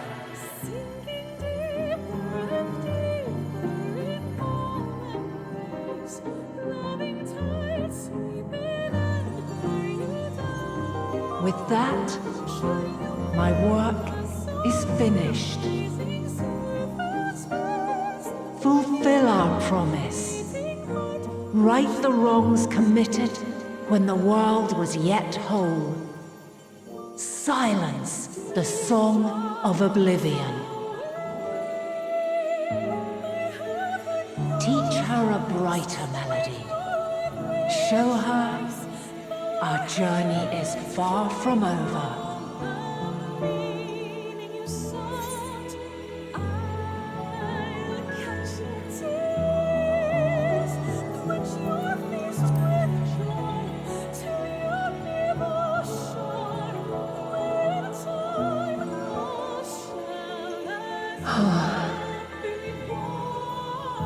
Of this, I have no doubt, for yours is a light brilliant beyond measure.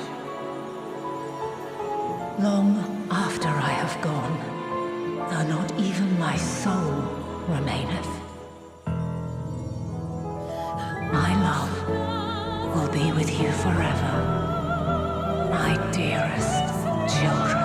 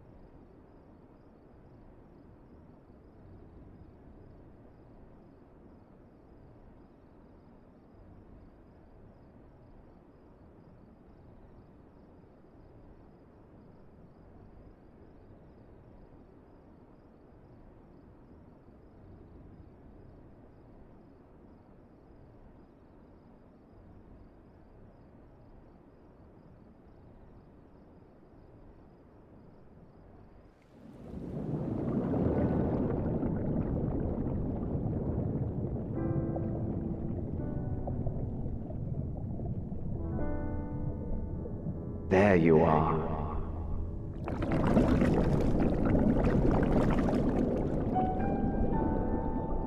Some time, indeed, yes. For you, at least.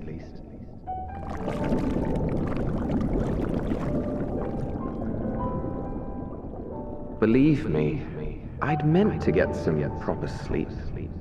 But here we are, drifting along instead. Well, well, you too. And so we remain, to watch and wonder.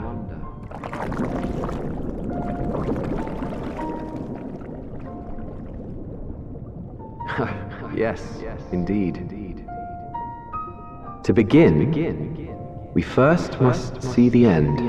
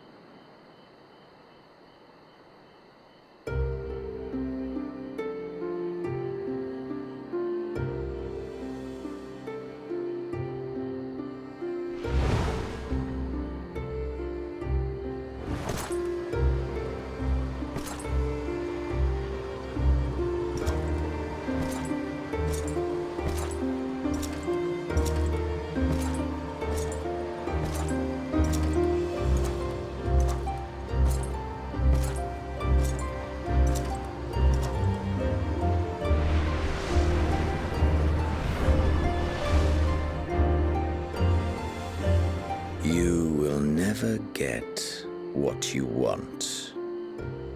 Not even the battle you pine for so dearly.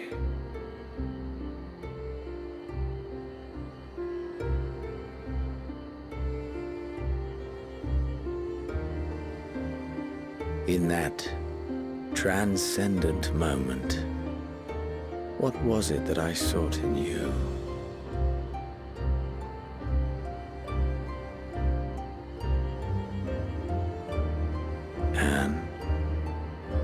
What was it that you sought in me?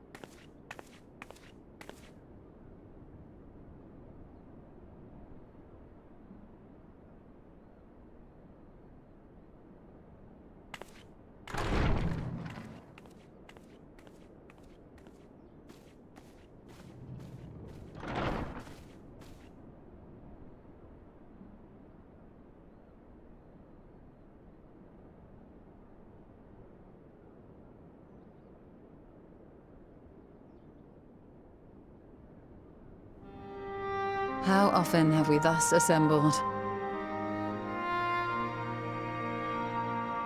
To combine our knowledge and seek solutions to the problems before us. Back at the Waking Sands, it was all we could do to address the most minor of troubles. Who could have realized what we'd find when we began to look to the sources of the realm's woes? At the Rising Stones, we made great strides and shared many moments. From the joyous to the sorrowful.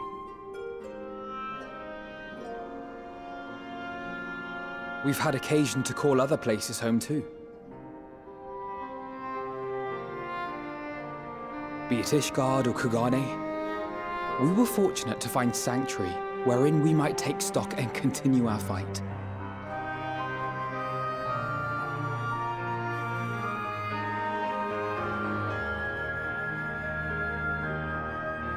I was honored to host this company in the Crystarium, to stand with you all as we confronted the truth of the star itself.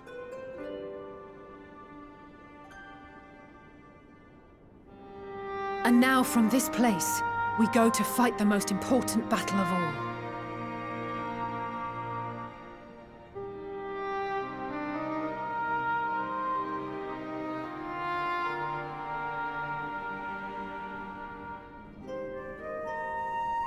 The Forum has sent word. The Ark is ready. The Loporrits naturally will be commanding the vessel.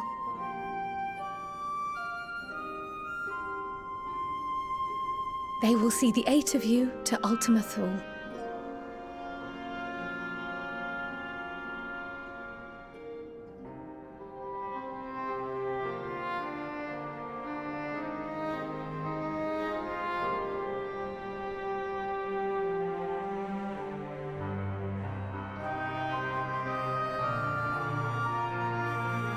Upon arriving, your objective is to find and vanquish Meteion. As a final formality, the Forum bade me ascertain your resolve. So, are you certain you wish to do this?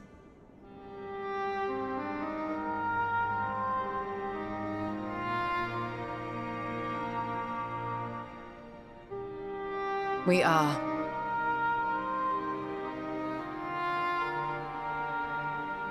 Then, ere you report to Thalmasane, I leave you with these words.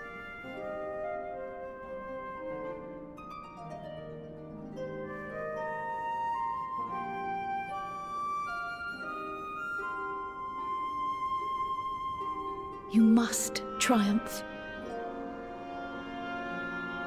What that means will differ for each of you. To make it back home, or to simply avert doom, or perhaps something else altogether. Yet whatever it is that drives you, I have faith in its power to see you through. So please, triumph.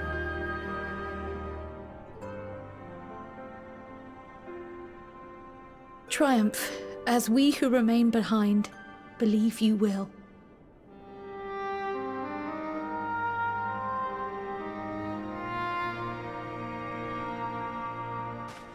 Let us be off then.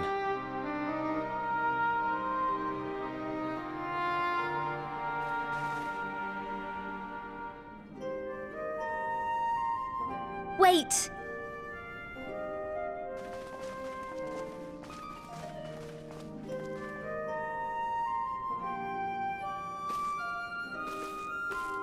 Both Kryl and I will be there to see you off, but as your receptionist, I feel I need to say this here.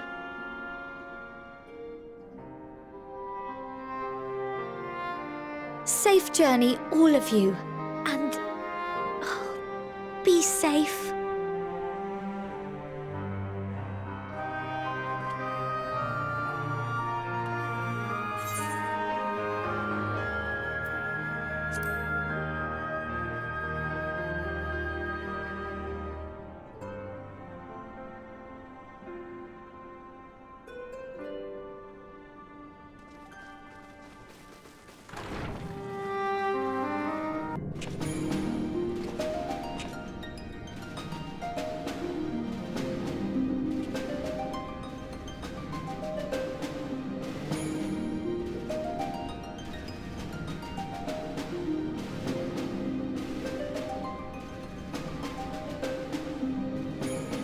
All present and accounted for?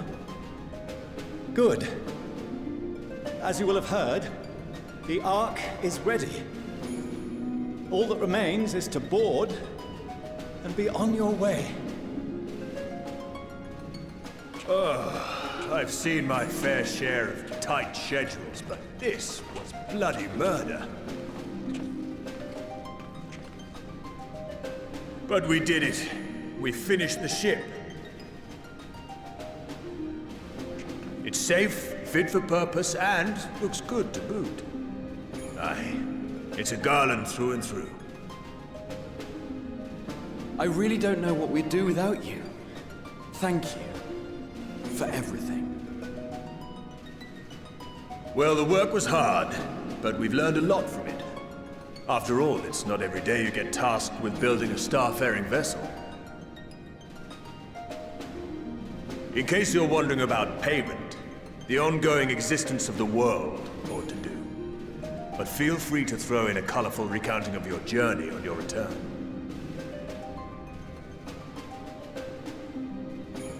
So, have you thought of a name? A name? Wasn't everyone just calling it Father's teeny tiny toy boat? Well, seeing as its purpose has changed, I thought a more eloquent name was in order. I suggested as much to Fortuno, who seemed quite amenable to the idea.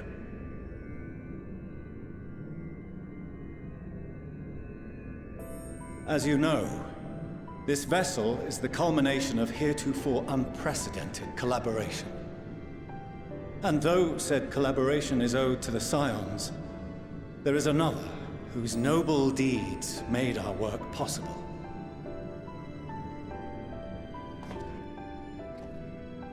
From a fragment of Garlemald, we obtained not only advanced materials such as refined adamantite, but the knowledge to traverse the stars. And this fragment would not have found its way to us had the Archon Louisois not fought to protect this world, and in so doing, laid down his life. Now that the vessel stands complete, I cannot help but wonder if it was more than mere happenstance. If it was my father's intention to guide us here.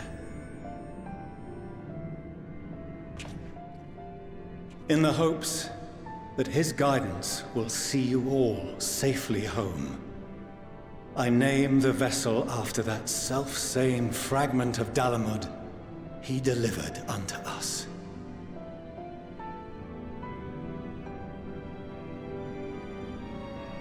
The Starship Ragnarok.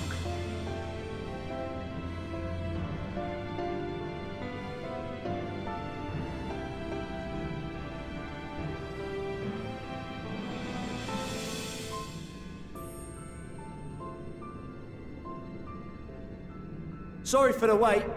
I got everyone you asked for, and not a one less.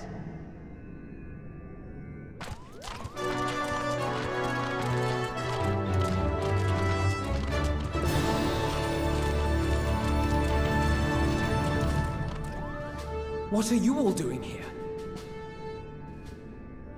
Oh, I invited them.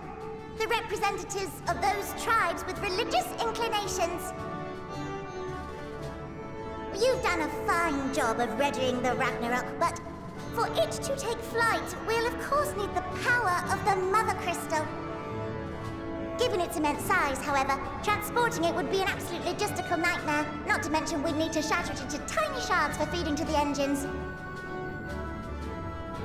But a brilliant idea came to me.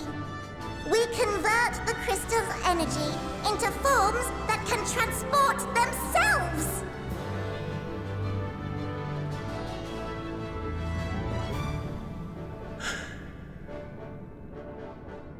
Thou wouldst employ summoning, or should I say its precursor, creation magics.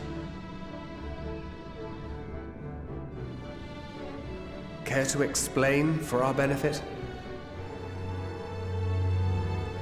As you may have witnessed at Bestway's Burrow, the Loperids are capable of creation magics, which they use to shape the moon's environment.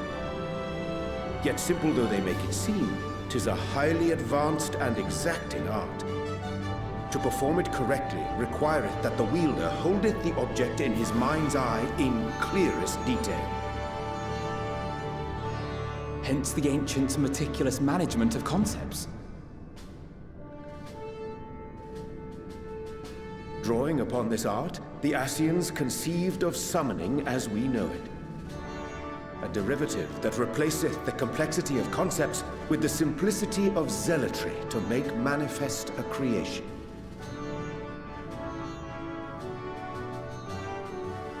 I see. By combining the Loporrit's magics and the tribe's faith, we convert the MotherCrystal into primals of purer form and greater obedience. Summoning as it was intended, one might say. Indeed! Indeed! While Hydaelyn gave us the ability to use creation magics, she forbade us from using it to make anything possessed of a soul, or similar. She didn't say anything about fulfilling the desires of others, though. So, borrowing our friend's faith, we'll create deities using the MotherCrystal's power and send them to the Ragnarok! Am I the only one here concerned about the risk of being turned into a tempered minion? Oh, right, I was getting to that. From what I've read in Sharlayan tomes, it appears the Ascians incorporated an additional nasty element into their summoning method. The fervent desire to assimilate others into one's belief. Beings thus created are instilled with the self-same desire and use their powers to enthrall people, starting with the summoner. In contrast, our creation magics, the original and the best, except no substitutes, don't incorporate any of that rubbish, so there's no risk of tempering. I mean, if the being was on the scale of Zodiac, you might feel a little tug, but I think we'll be safe enough.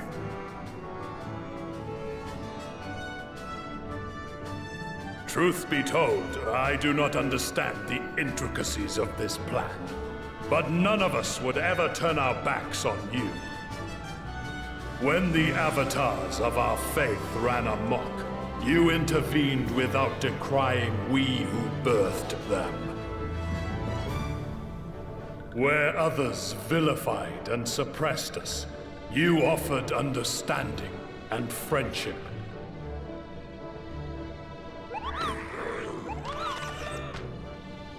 In gratitude, we will share with you the true expressions of our gods. Not malevolent deities, but benevolent saviors. Alright, you lot, we're heading to the ethereal sea.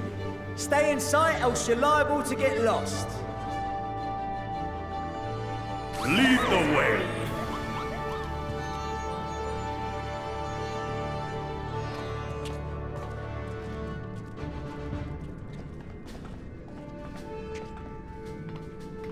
May we have a moment?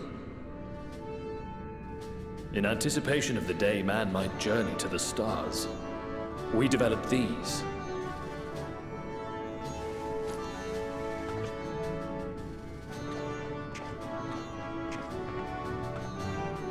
Portable teleportation devices. One for each of you, designed to work in tandem. Press the button on one, and in a matter of moments, all 8 will activate and send their owners back to the Ragnarok. There is no telling what hazards you may encounter. If you find yourself separated or lost, please do not hesitate to use them. Be safe, all of you, and come back.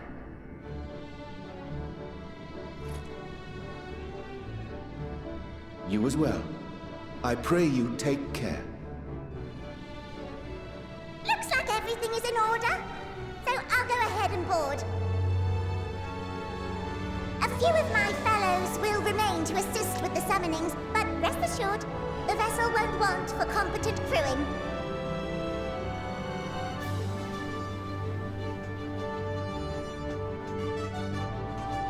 If you are ready, then you should board as well. Go, and Godspeed.